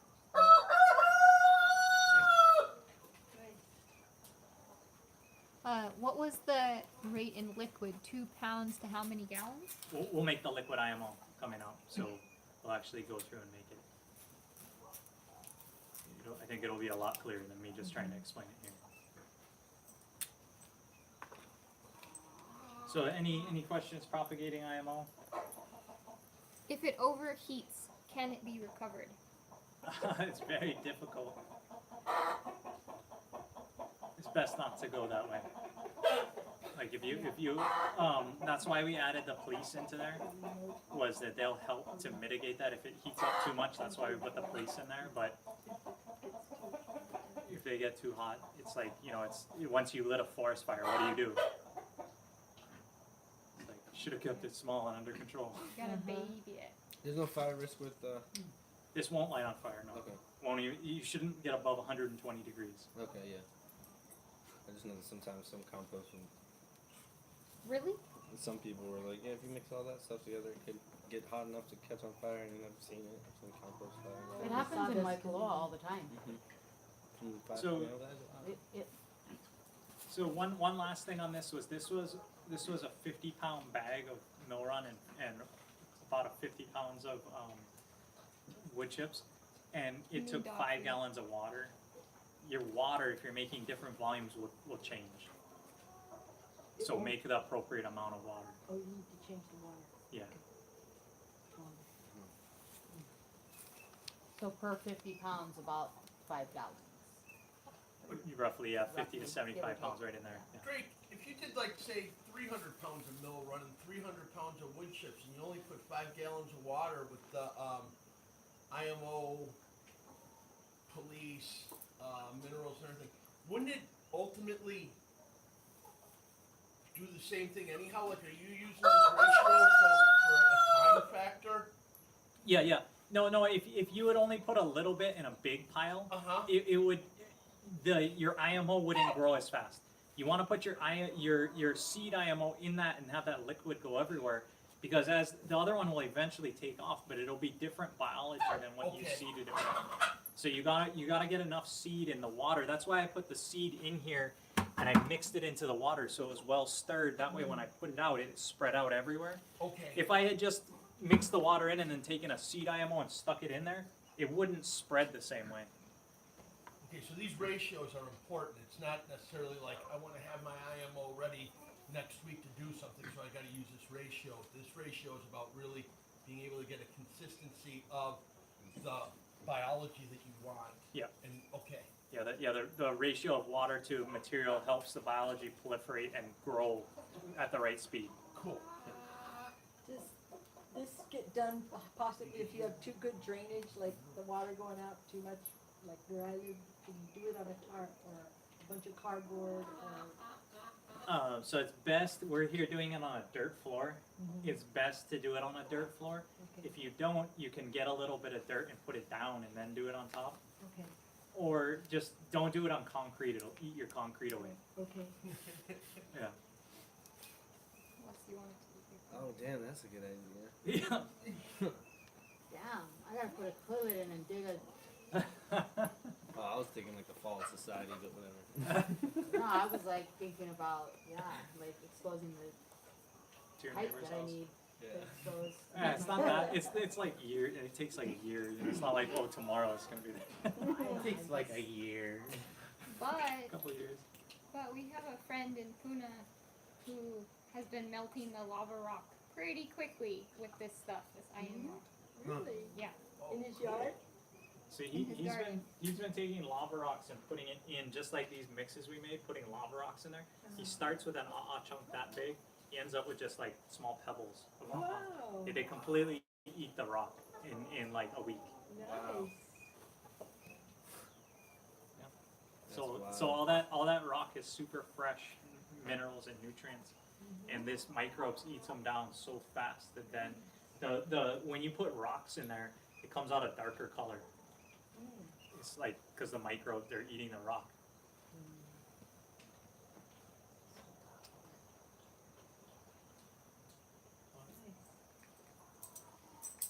Anything else on that? Otherwise, we'll go back. We'll set our seed IMO out in the bushes, and then. I'll just water the chicken.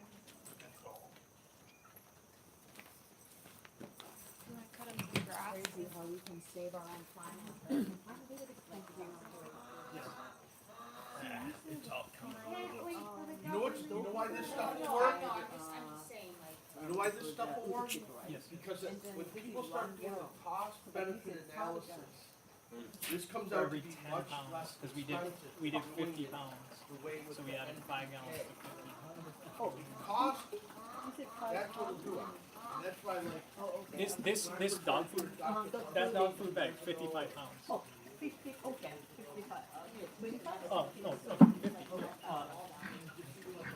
Sorry. So this is 55 pounds. Yeah. Okay, Yeah. 55. And then the 55, the, Oh, no, the wood chips are kind of wet though. oh, okay. Like, if you look at the wood chips themselves, they're kind of wet. Yeah, so how much, About 50 pounds too. But the wood chips are, yeah, But you didn't. but the wood chips are kind of wet already. The mill run is very dry. Okay. Oh, okay, so that's why I said 5 gallons. It also can talk the most optimal person in the world. I can't wait. And the stuff that I'm talking about, I know people who do this like hardcore. They're saving like 30 grand a year on input. And all this chicken, all this stuff. You know? So corporate America and corporate ag, I mean, it's better for a lot of things, you know, the chemical companies, whatever, but cost will dictate how this goes. Because they're not gonna side with something that. Yeah. So that's the huge thing here, because at the end of the day, it's about money. I mean, the mindset that it's stuck in ways we don't. Hey, Rick, these, The guava shoots, you use those for your digestive? No, but Or also I you make start those getting into yields better. fermented plant juice and make that into the food. It's so ono, the tips. Yeah. Because Yeah. I know, like, growing up, we used to eat the Well, Monsanto will. like if you're constipated, use that too. Making mass Yeah, the tips make it flow, yeah. And then the raw, Monsanto bought out all the most organic. kukui nuts. Oh yeah, yeah. The reverse, yeah. Or no, kukui makes it flow and then guava makes it stop, yeah. Does it? I thought Or- the guava made it gold. There's Don't one, think- maybe the tips all of the doom guava and make gloom. it stop. I mean, and like, the it ain't. fruits Yeah, make you it go gotta or talk something. I about forget. the information. Or you the gotta shoot, start the getting new like, shoots. There's something about it. Yeah. it's just I'm getting. Thank you, Suze.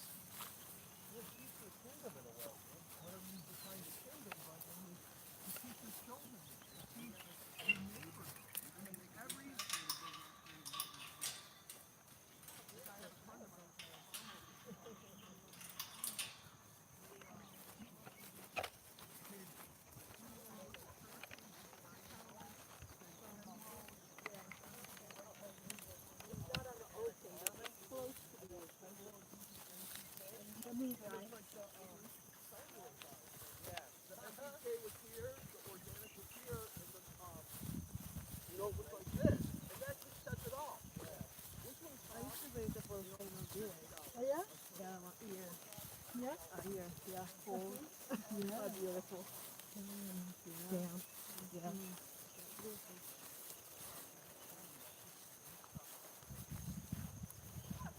a moment, no, but Whose glasses? Oh, somebody good.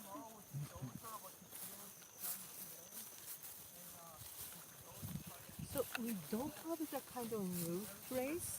So how can we make a IMO because kind of just open and I no I used roof? I used tarp. Top just top I on the top? suspended tarps and then did it under a tarp. Cover the top and then cannot breathe. No, no, right? no, no, no. So I hung tarp up Okay. above, like hung, kind of angle, hang tarp, like almost like that garage over there. Uh-huh. So need some legs and then put in top. Yeah, I just strung it from 2 trees Oh, above okay. mine. Yeah, Oh, okay. That's good idea. yeah, So prevent from rain. yeah. yeah. Interesting.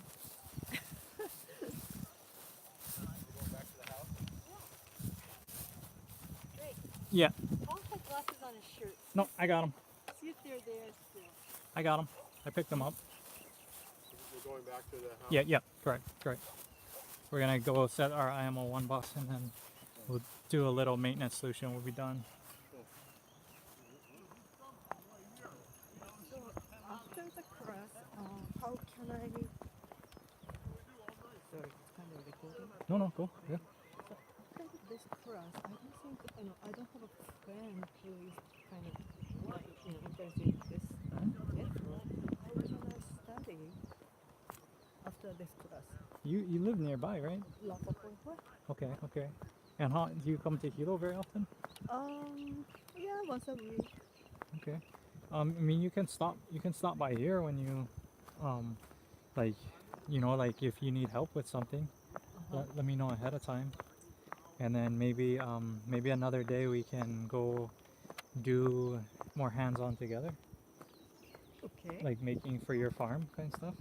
Yeah, we are not a farmer, but it's just farm for. But we have 14 acres, and then 5 acres. We kind of want to have a more fruit. We have fruit, vegetable, little garden thing. So that's why I took this class. It's not farming, and then I don't work, so I have plenty of time. Cool. So Oh my God, is it- to like getting ready to plant more. Like you want to do that more often. Yes. Yeah, Yes. okay, And okay. I really love your philosophy of the universe thing, and then help because so much chemical here, and even though we don't use Roundup because of the mountainside, people putting lots of Roundup, right? So it's coming. The powder is coming. So You get it anyway. yeah. Yeah. And also the road. But try to do, I don't want to give up. Yeah. Something. Yeah.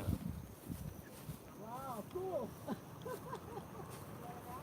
Uh, Jump on the running board? I'm good. I'll be there. Oh, you got the A for tonight. Yeah. So do you think it's kind of a consultation? You do the kind of consultation work? Yeah. Okay, how much you charge for it? Depends on what you're looking for and how you want to do it. Yeah, like you said, you have like 14 acres. Yeah, but the 7 acres.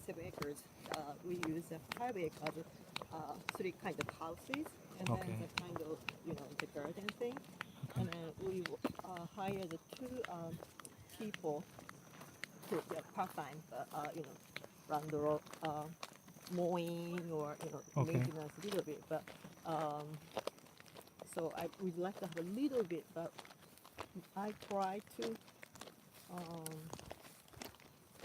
eat vegetable from the our garden because even the organic the vegetable coming from Mexico or Canada or Chile or what is it when they harvest it. Yeah. Right. Yeah. So No, that's it's- why I have plenty of time. I want to use my time for something. That's why I took this class. yeah.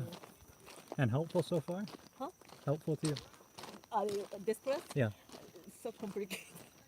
Really? And yeah, and I'm Japanese, and Ah. sometimes I kind of hard to catch 少し、 English.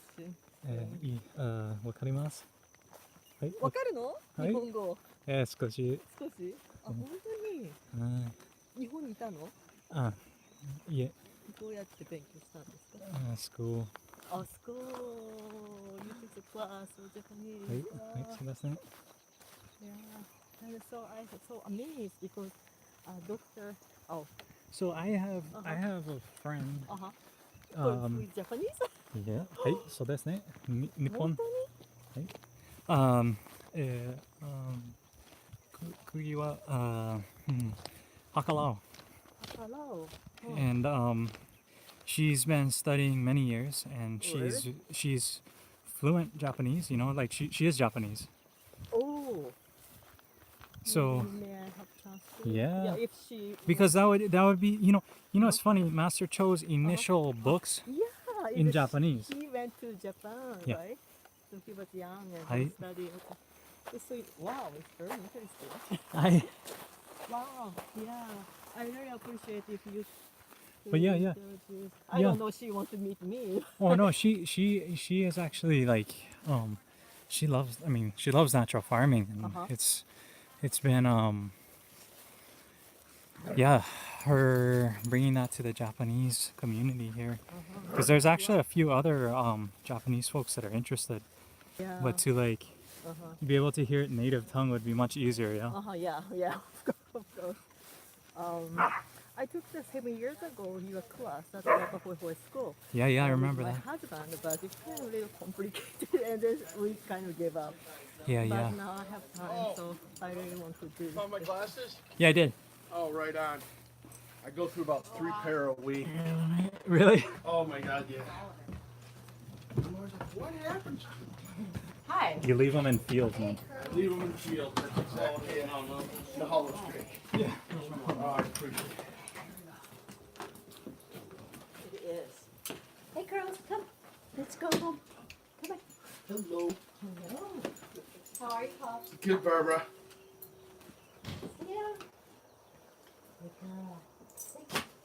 Are you loving it here? I do love it here. Yeah, I love this place.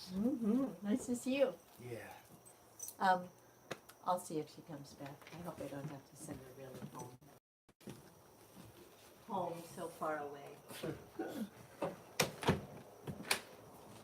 Oh, someone's got a question. What's up? Okay. Drake, I heard you say that you believe rocks contain fossilized microbes, Oh, yeah. or perhaps it was fossilized nutrients? After hearing about the lava rocks and IMO piles, do you have further thoughts? So there's an interesting.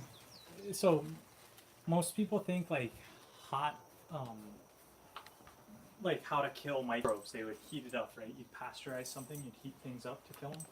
There are actually microorganisms in the lava. So the hot lava that's like 2,000 degrees plus, there are microorganisms in there. And so when we think of killing things, really the microbes that we're talking about that cause disease for humans are a very small set of microbes, like less than 1% that cause problems for us, but we know a lot about them.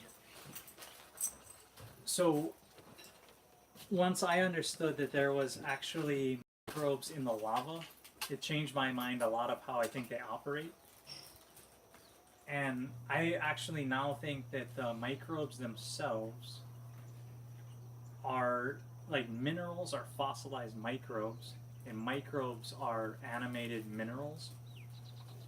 And they kind of go through this balance where they become like fossilized and like become stones, or they become activated. And there's this transition between like whether they're stones or they're actually microbes. The majority of what we're interacting with, when I started to look in the microscope, you think it's like dirt and stuff, when you start to look through the microscope, you realize it's mostly bacteria glued to bacteria glued to bacteria, with a fungus wrapping those up. And almost everything you're seeing is basically just microbes clumped to each other. And there's not really that much like earth material out there. So developing that further of like how can we get this life to be animated where we want it, and how can it solubilize things so our plants can uptake nutrients? How can we make it alive and ready to go? So that's why if you're mineral deficient, you have a poor farm. But you can bring in microbes, and all of a sudden now it takes off, and there's this mineral microbe connection that I'm looking more into. But anyway, that's to answer that question. Okay. Have you heard of anyone using KNF on orchids? Yes. You could kill it with orchids. Yeah. In the orchid industry, they use a shitload of chemicals, and they always try to keep things like sterile, and that's standard like industry practices. But with KNF, where you're actually like and the orchids themselves have a higher fungal orientation, and so they love it when you get the good microbes out there, the indigenous microbes. So it's no longer sterile, it's actually protected, and then less chemicals altogether. What's the food for them? The food you go primarily between something root tips for growth time, and then when you're going to more flowering, you get something from flowers or unripe fruit. And those foods are really best for that type of what you're wanting to have happen there. So, FPJ, or and the fermented root tips. Also, no roots. Not roots. Oh, I'm sorry. I heard wrong. Flowers or unripe fruits. Oh, fruits. Okay. Fruits. Yeah. Makes sense. If I know I have microbes in my environment that are bad for my crops, if I follow these processes precisely, only good microbes are being propagated, right? Is there any risk I am propagating the unwanted microbes? So this classic question of microbes are the wrong microbes. But let me bring this to a real practical thing right here. It's about us. Everyone that's sitting here, everyone that's here is a pretty reasonable person, right? But all of a sudden, say I start to inflict stress on us, like I take away water. And now all of us that are sitting here and there's one person with water, pretty much we just beat up that person, take the water, start drinking it. And we become very unreasonable people when we're stressed out. But if there's a whole thing of food and there's so much cake, you're like, you grab a fat slice of cake and your friend's like, oh, I want some. And you're like, oh yeah, here, have some. You just share, you're just like, oh, we'll get more cake. And so whether you're good or bad depends a ton on your environment. Because even gangsters that are killers out on the street go home and they're loving to their family too, right? In certain senses, you know. And so this good or bad kind of goes away. It becomes, at the gangster's home, it's real nice and cozy and he feels that loving environment. Out on the street, it's different.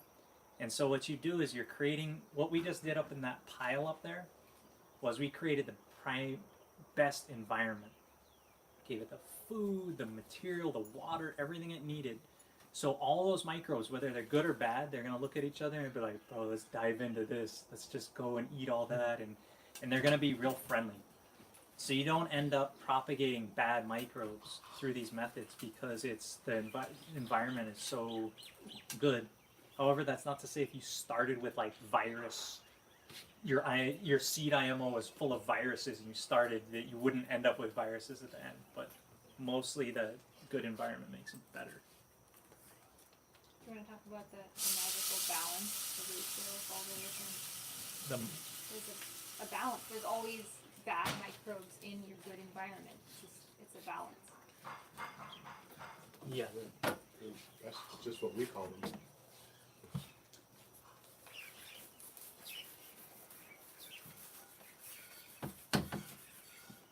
So this has been one of my things that I've been stoked on recently, and that I've really been if I can do this right way.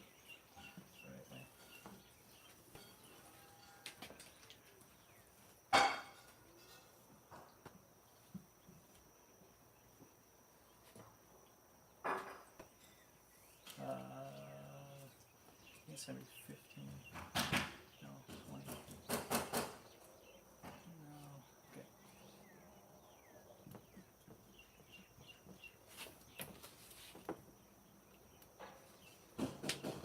okay. Okay.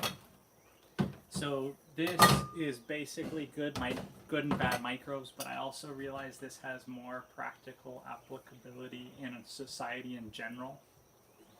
Is this ratio where you got 20, 50, and 30%?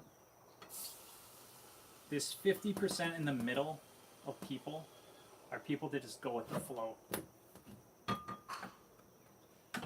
If everyone around them is good, they're good. If everyone around them is bad, they're bad. They just easy go with the flow people. These 50%. This 20 or this 30% are whether your system is good or bad. If the 30% is good, this 50% becomes good, and now 80% of my system is good.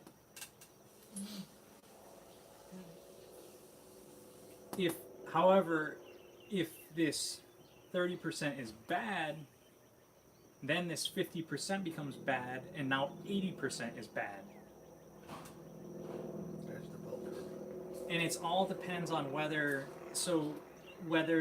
is the good 30% or is the bad 30%. And they kind of oscillate between 20 and 30%, right, of good and bad in this oscillation. And vast majority of your microbes in your system don't matter.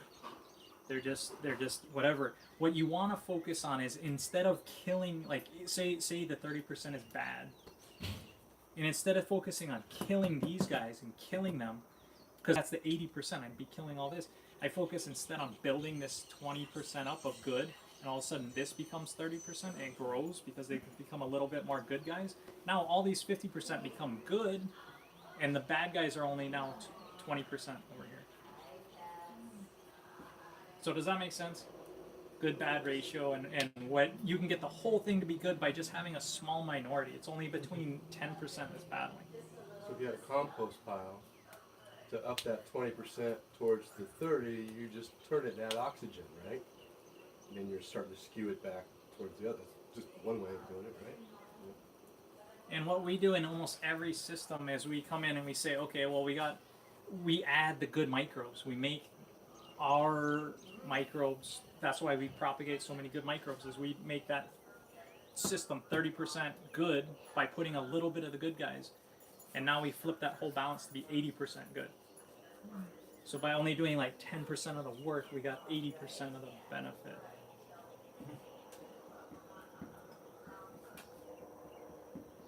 So this is the and I treat life this way now. Before I used to try to vanquish evil and be like, get rid of it, but you can't. You always have to permit a little bit of it. Even that little bit of yourself is like, do that you shouldn't be doing. But you can't vanquish it. But what you're better off to do is support your good behaviors, and same with society is work with the good people, and then all of a sudden 80% will be good, and don't worry about the 20% the haters or whatever, the bad parts. Just focus on the good, and then all of a sudden the majority becomes good. I really like this theory and philosophy, and I've been integrating it deeper into my life. Like, because you want to get rid of the one bad thing. You want to be like, oh, the bad thing, but you didn't overwhelm it with good, and you lose that battle. So Where did the formula come from? this is Drake original. No. This is if you study microbes, you'll find that that's what they do. The numbers may not be exactly precise, but the concept of what you're getting at, it's probably closer to the golden ratio. Well, thanks for showing it, Dad. That's nice. So there's a lot of discussion about what rice hull husk millrent is. People are asking, can I use rice husk what are all these different components? Is what I'm getting from this. So are you guys clear that when we're propagating our microbes up there, what we are going for is a material that has fats, oils, carbohydrates, and all those things, and right moisture content? What you use to me is irrelevant as long as you have those things. Like, you can make blends of things because each region will be slightly different. But here, if I didn't have commercial access to dog food, maybe I would go and blend sweet potatoes that I would chip up with some wood chips as well. And the wood chips is just to give it that non-gooiness. If it's just potatoes, it's going to be a... You need your carbon. Yeah, it just gives it a little structure, and like that way when I put the shovel, it's instead of pudding, it's like, you know. Well, potatoes work though. Yeah. And so that's how you can keep it in a closed loop system. Is if you grew your own potatoes and use that. Yeah. But if you're using potatoes, you got to make sure you got your protein and fat, and potato would just be pure carbohydrate, right? No. Like if I used a sweet, like maybe a starch potato would be, but if I used a sweet potato, there's actually enough proteins and fats and stuff in those. Like, there's not a whole lot, but it's balanced enough that it works. Can you use kalo? Kalo you can use. Most likely you can sell it for more, but what you can do is all the koina that you get and all the skins and blend those in, and that gives you a really good product. The koina is where it's at, because that's what the microbes really like. Sugary inside. So, to just summarize, I said you can use whole husk, but it should be blended with bran or something with fats and oils. Is that a reasonable answer? Yeah. Okay. Moving on. So our last thing today, so what I should do before we go out there is I should go over the maintenance solution with you guys real quick, just because I went over that.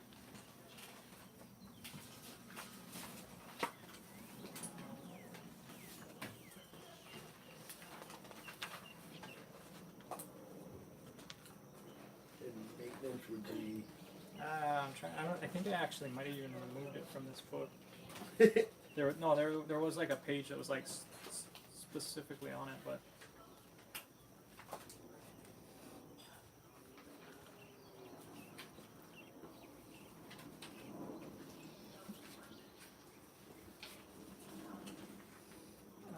Let's see which one's going to be the best to show this. Okay, so I think the best one to show this, because I actually removed the maintenance solution part of this out of it specifically where it talked about it, how it's blended. But the best one to go to is this, the nutrient cycle, growth cycle page. Natural farming growth cycle.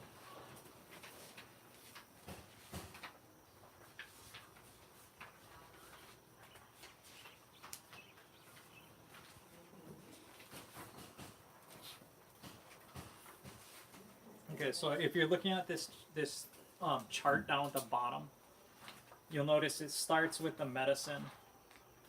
Then it has, I called it catalyst there, but it's a cleanser. And then it's getting your foods. Those are your top 3 things.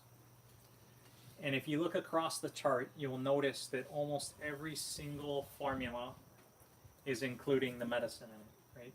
In fact, every single formula does. Going across has the medicine. Now if you go down and you look the cleanser, every single recipe except for your last enhanced ripening has the cleanser in it. And then if you look one more down where you got this, but the food's actually broken up into two columns, but you'll see every single one going across actually has food in it if you combine those two. So what we realized as practitioners is what makes this a lot easier is to take those 3 solutions and combine them as a concentrate. Because every single recipe I'm going to be using them. So why not just combine them? And then instead of having to carry around 3 jars and I want to mix something up and I got to break out 3 jars, I got to put my medicine, my cleanser, my food, why not just put them all in 1 jar? Then I just have to bring 1 jar out and then add the correct amount of that, which if you look and you add them up, it's 4 milliliters plus 8 milliliters plus 8 milliliters. And that is 20 milliliters, which makes it real easy to do a whole bunch of math. And you just say 20 milliliters per gallon of this, which is all 3 of those first ingredients, which is now my maintenance solution. So that was the reason as practitioners that we created this terminology called the maintenance solution that has your medicine, your cleanser, and your food in it. It just makes it easier. So anytime you hear me say maintenance solution, I'm referring to those 3 combined. And the reason it's called maintenance solution is you'll see the rest of these have all these other things of when you're supposed to use them. Every single time you're supposed to use these 3. So if you don't know what to do, just use those 3. Just do maintenance. Food, cleanser, medicine. And that's why we named it maintenance solution, because on its own it's actually useful. And you would use it to maintain your farm in any condition. So like back home it's dormant and I put a bunch of leaves over everything and like would I still go out like once a month and spray just for like maintenance, keep healthy like medicine in there, or just kind of let that be dormant and then springtime kick in again in spring? Yep. Yep. So you have your core maintenance solution, and when your plants are in the vegetative state, you would add the FAA to it, as well as LAB and water soluble phosphorus, right? Yep. And some seawater, and then omit. And so just follow the chart. The rest of these are added to it based on the growth phase, right?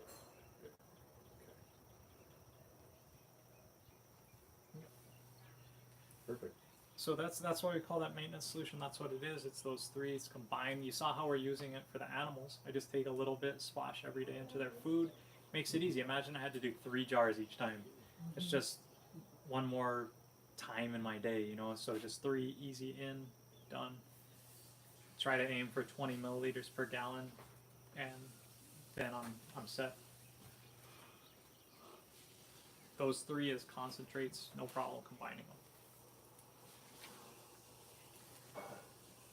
So that is maintenance solution. That's what we always have mixed up, and we'll just mix that into other things anytime we're spraying. We have that. So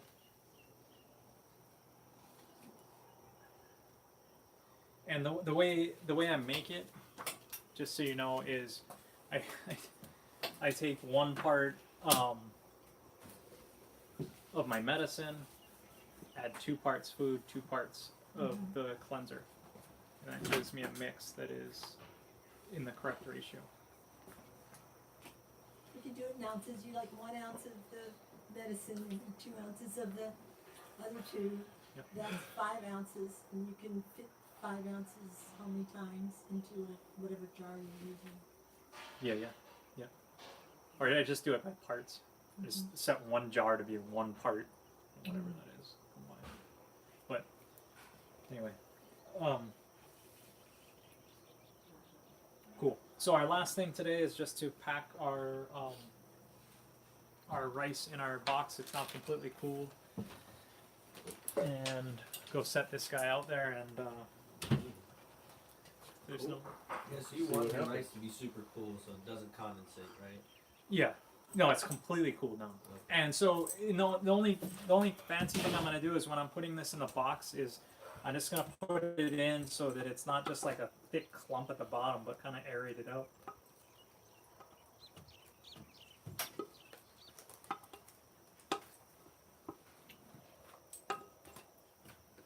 So these guys have your ebook, is that right? They should.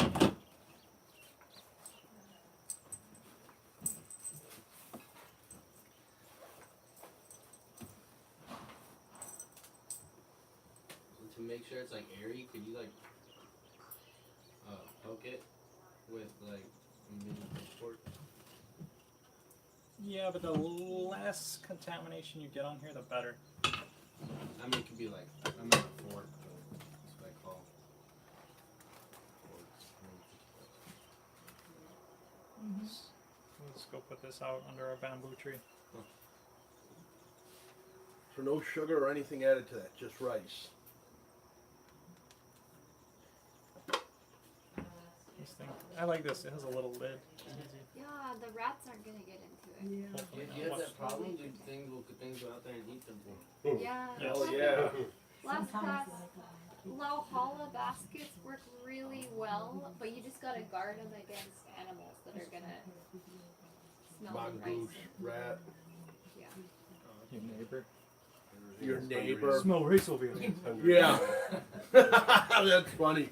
And even if you bury it, they'll dig it out. At least in Humboldt they do. I have a question about what you're talking about, fossilized microorganisms. Yeah. And this product called Loess with the Oh, dirt. those, that's Yeah, yeah. Is that fossil? Magnetic property, which is crazy when you start to get into the electricity part of this. It's amazing stuff. the polarity. Yes. The base, no chemistry. Yeah. Do you use Loess? Oh, we do. Where do you gather it from? The red dirt? I just take this red dirt and let it settle, and it forms this really. It Yeah. forms low spotter. Yeah. But the rock we have on this island, the blue rock, if you get crushed blue rock, which you use for like cement, and just handfuls of it and throw it around, that'll set your polarity. Super good minerals. Yeah, Yeah. yeah, that's the key. Yeah. That's a real key. It's putting those fossilized microbes out there. Okay, well let's go set. Let's go set this. Concrete to let it dry. Yeah, like all the glacial rock that's on there.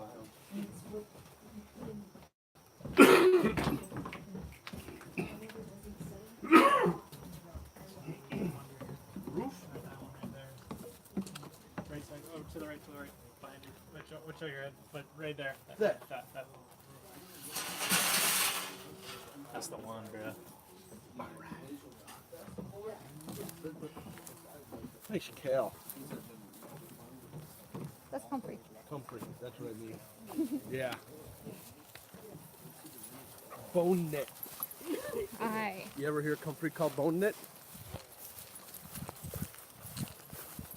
Yeah, Simbo was telling me how he even uses comfrey on some of his plants that get broken. He just like wraps the leaf around. Cool, like- I've never heard of that. Yeah, just like humans. That makes sense though, I mean. We make an FPJ out of it. It's so great. You get so much juice. What's FPJ? Fermented plant juice. The, Oh, the okay. KNF food. You know, Hey, the what's acronym. KNF stand for? Korean Natural Farming. Got it. No worries. Well, I wasn't here on, what was it, Friday? Yeah. No, Saturday.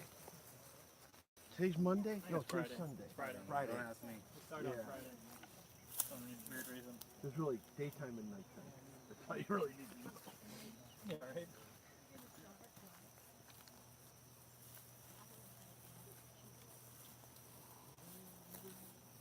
Okay, so reason to use bamboo or banana or sugarcane is they have sweet roots, and if you look around as you're digging,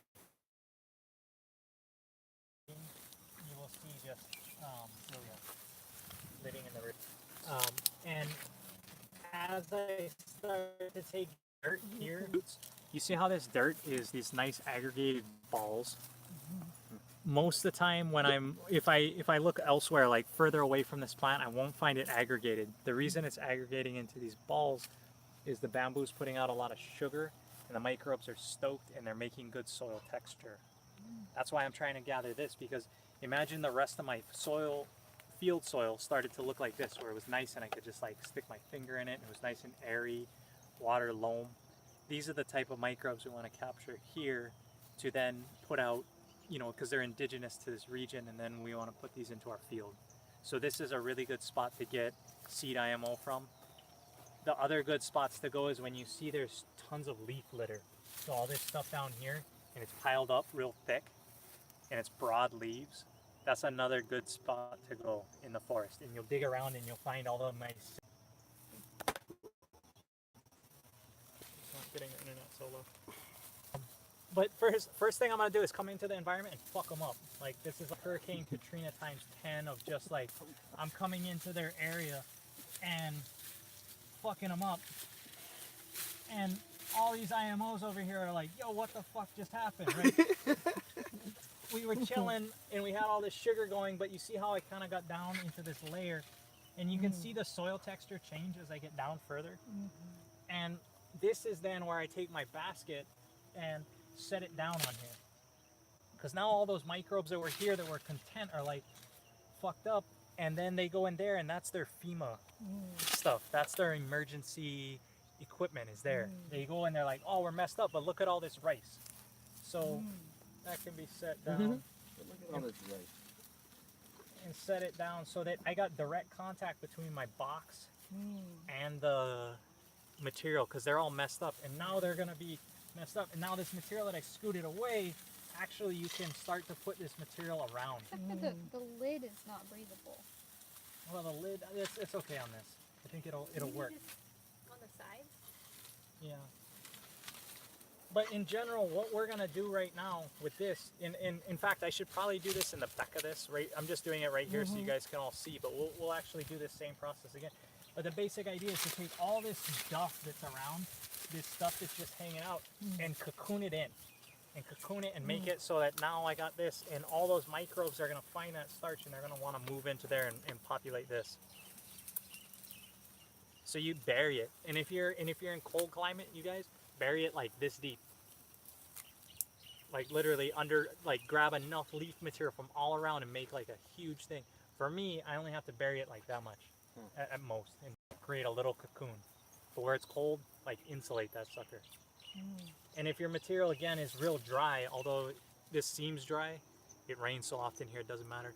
But if your material is real dry, moisten it up first. Then put it around your material or your box and they'll go in quicker. And the best microbes are gonna make this transition. The crappy guys will stay out here, the pioneers will go inside, and you'll get the best microbes. Put it there, would that be okay? Yeah. And doing it with the pine needles, like a cocoon with pine needles is cool? Yeah. Cool, because like all my pine needles have duff, and it's like, you know, a few inches of it, and there's a ton of my ceiling. Yeah. But I just didn't know, because people are always like saying that the pine needles are acidic or whatever. No, so you'll get, I would also collect in a spot with broad leaves. So I would do a pine needles one, and then I would also do a broadleafs area. Because you're going to have two different microbial sets, but the pine leaves, you know. What kind of broadleaf would you have where you live? I don't know, maybe, could I do it underneath like a sagebrush? Like a big sagebrush? Do you have any fruit trees? Or Yeah, I could be, yeah. Leaves are like They're bigger? not indigenous. No maples? No.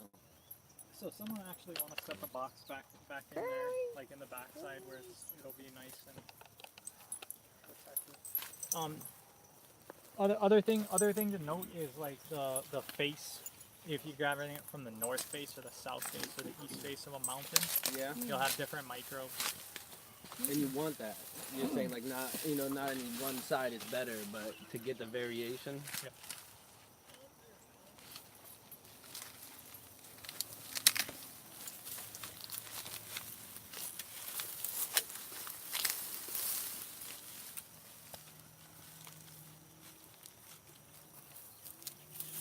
It's nice back there, yeah.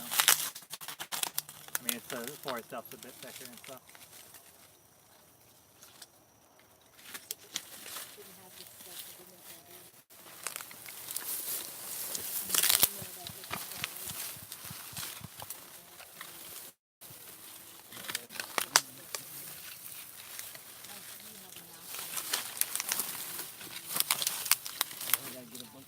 Nice job, dude. You're a pro. Got that rain protection right there.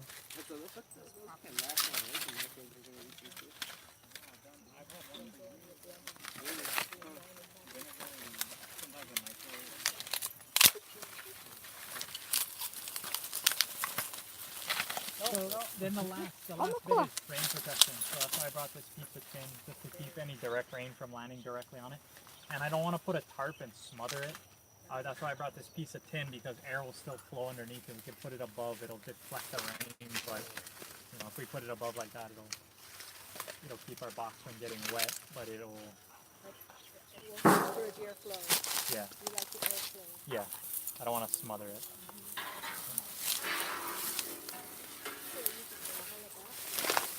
Or even coconut palm basket. You turn it Maybe long ways. I'm buying. Yeah, the specifically going right like that. The green ones, and they turn down.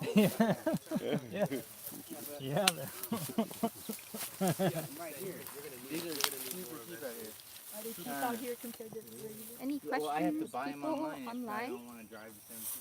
Oh, I see. Yeah, I think that's the key for you guys where you are, like moistening it, cocooning it. They make they steam, like me, I steam my fish in the basket. Bamboo kind of The bamboo basket, I make my, Yeah. I steam my I've only seen those at the like Oriental Yeah, you gotta go there and get 'em. marketplaces, but they're always got hanging all over them Oh. and stuff like that. No, they So should you- just have straight bamboo ones. They're making decoration. And this is Yeah, they put a bunch of decorations. I've looked. I've been trying to You know the ones I'm talking Yeah, about, yeah. you steam manapuas and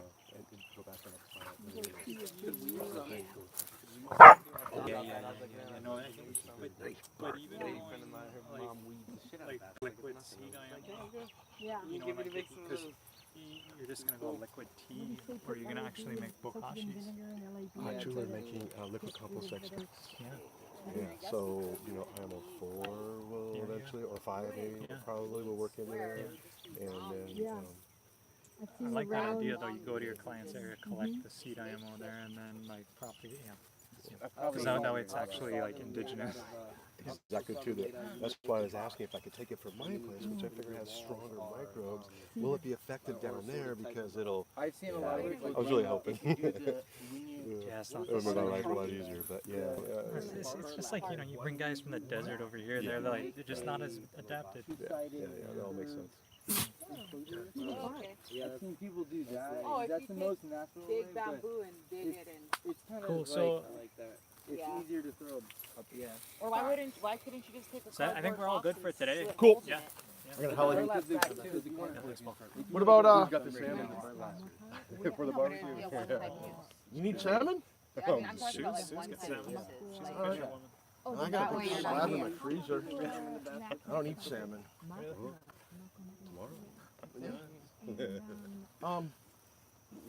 What about peeing on anything? I know that. No. You can ferment your piss, man. If you ferment your piss, it Yeah. is amazing. Really? Yeah. The fleece that we did today. Yeah. Fleece plus your I have piss. seen that. Really? Yeah. As a replacement to F. We'll talk about that. Cool. As a replacement to FAA. I just pee on everything in my house. I don't even use the bathroom with every tree, every plant. You know, like and everything's like boom. It's the pigs out, I hear. What's that? It's the pigs out. Maybe. Not at my place. No. I've got major pig problems. There's a pig right over there. We're sitting here. I don't know if you heard it moving around. I've got pigs that are this big, mean tusks. Right now, they're probably on my farm. I'm not there right now. Clean poop, man. It's rare. I spent last year about $17,000 on fencing. And one like say I got 3 sides. One side along my gulch where there was an old fence after the hurricane that eroded, and the pigs are coming up through there. And I'm really getting into the kava business, so I've got about maybe 300 kava plants recently put in the ground that I'm going to use for, because all kava plants are male, so you have to like propagate off. Fortunately, they really haven't attacked my kava plants, but that's what I was afraid of. I mean, my whole entire future is based on these plants. So I just bought new land, and all my stuff going on new land. She just passed 2 years ago. So that was the last 10 years. I've heard though, if I go to the hairdresser 25 years from now. or the barber, you get lots of human hair Hopefully, and yeah, put it right. all around Keep their eating this entrance way, man. points. You know what? I'm definitely working this more. the into thing my life is, now, too. I really I've glad. got Thank so you much much for getting me bamboo, started up there the other like night. construction grade She's bamboo. helped me a lot. Cut so once I plug this one hole, they're just constantly coming through. Like, be able to what's it, stop it for like 2 days, and then 2 days later they find another break in the fence. Really? I've always felt my whole life. It's always been like sketchy. Like, I don't know, you in the morning, you chop the big I know I can't. It'll put me like on my knees on the floor. Like, yeah. I'm not a big fan. I'm not sure what the qualities are. That's the thing. I mean, Yeah, I hear what you're saying. He's a big fan. like this, and they're like, All the traps, I've had traps. Walk by, they can't hike oh, you want to go in there? You celebrate? I was like, they don't even. That's what it does to me in the morning. Like, There's other food. I've got so many dogs, my neighbor's got so many dogs, and nobody puts them on leashes. They're you all know, I have to dogs. observe You more were just in the business center watching. I just noticed it the other day, but I just thought it was like, and how Like you say, you just get thousands yeah, maybe. oh man, It's good too. I have no complaints. It's like whiskey, Some get of this better kind with of it. stuff, you know, but this is part of Yeah, it was this a is cock of part of a- living they're here. trying to keep the Part of height. it, My you know, air gun. Yeah, first get bummed, and then the government shut down. Well, then you're also a product of all the choices you made your entire life I mean, the too. road It's that like, goes down to dude, I the smoked for ocean 25 is like cigarettes, phenomenal. you know, who knows what They're those things go. But I've chased pigs off 35 Yeah, foot but cliffs you before. You I've can't. seen It's them shut down. The launch government off a shut down. 35 foot cliff, well, and then you go down the cliff. Gotta be dead. Anybody have any questions left where it on landed. live? Otherwise, we're gonna wrap things up. I've got a Like, pellet for gun they today. would let you go down to the 22. ocean. You know where you're standing? They don't even like go. Yeah, no, yeah, you can. Way out there. I mean, they're singing. Yeah, Oh, they're. no, it's like right when you get into the park, there's a left-hand turn, and then you can go down. And then Okay. you can see, like, all I'm gonna the help mountains. you. You got a phone number? Yeah, I collected this Not my one number. You're gonna be and here I for how sent it long? to you. I'll be here. And it was put out on the 28th, and on the 1st it was raining a lot. So even though I had covered it with sticks and stuff, this wasn't touching the ground for once because the ground was so wet, but I had 2 rocks and it was semi-embedded, and I used a lot of moss that had the stuff, but it was all wet stuff where I live. But it wasn't too bad overall. How was it in the very center? Was it mushy at all? No, it was dry and clumpy, and underneath there's a lot of green stuff. Oh, green. Okay. Green sometimes is like trichodermas. Sometimes depends. It's the stuff that grows on It hurts. like oranges. It secretes But an enzyme, I think, interesting. usually when you touch So it. that was I gathered in it. And this is the one I did with only 2 cuts, and it didn't feel 2/3 Yeah, full, this exactly. basket. It felt like But it looks a burn. decent. I don't know. It's not a fail. Yeah, right? yeah, yeah, So I yeah. am No. using it, Yeah, and I'm yeah. gonna try a 4-cut one Yeah, next. yeah. And that's why I have the right rice. volume. Yeah. I have the rice, but I haven't put it out. Oh, So as I long just as it missed the doesn't question. smell and like if rice sits too long, yeah, it starts to ferment on its own. You don't want to put that out, right? Yeah. You want to put fresh. No, cooked. fresh. Always. Okay. Always. Yeah. Start with junk. It'll be junk.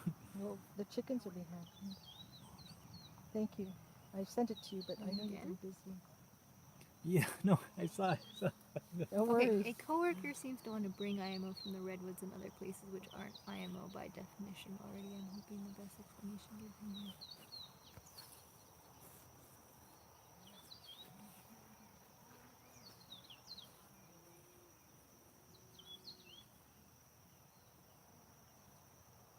Yeah.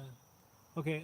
Yeah. So it's just to answer your question about the redwoods that are like from far away.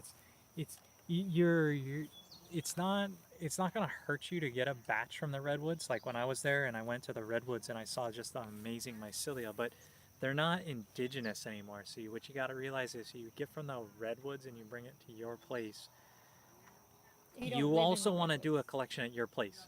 So when you're going to that propagated step, when we're making that big pile, you can take many seed IMOs. and then blend them. So if I got one from the redwoods, and then I got one from my area, and I got one from just the hill, you know, up the hill from me, and I combine those into the propagated IMO, then at that point in the propagated IMO, they're gonna battle it out. And those redwood guys are probably gonna get their asses handed to them. Even though in just the gangster, maybe like a Yoda would win, but most of them are gonna get eaten out, and the indigenous are probably gonna take over. Just via being either in your pile it's gonna happen, or when you use it, because the indigenous ones are adapted. It's not indigenous, and that's what's really gives you the power. Redwoods.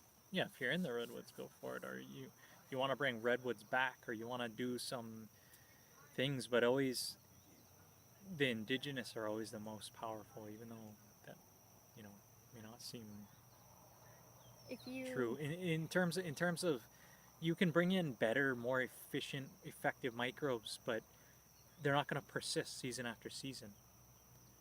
What if you live in a place that used to be redwood forest? So if you lived where it Like used to be where redwood, it then might yeah. have been clear cut, you could just bring back the biology of, you know, from another redwood nearby. Yeah, but similar microclimate, similar nearby, then that's ideal. Okay. Yeah. Yeah. Well, thank you. And it's a good day.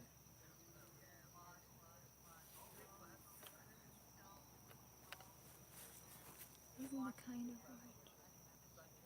Oh, wait. Isn't kind of why trying to inoculate? Yeah.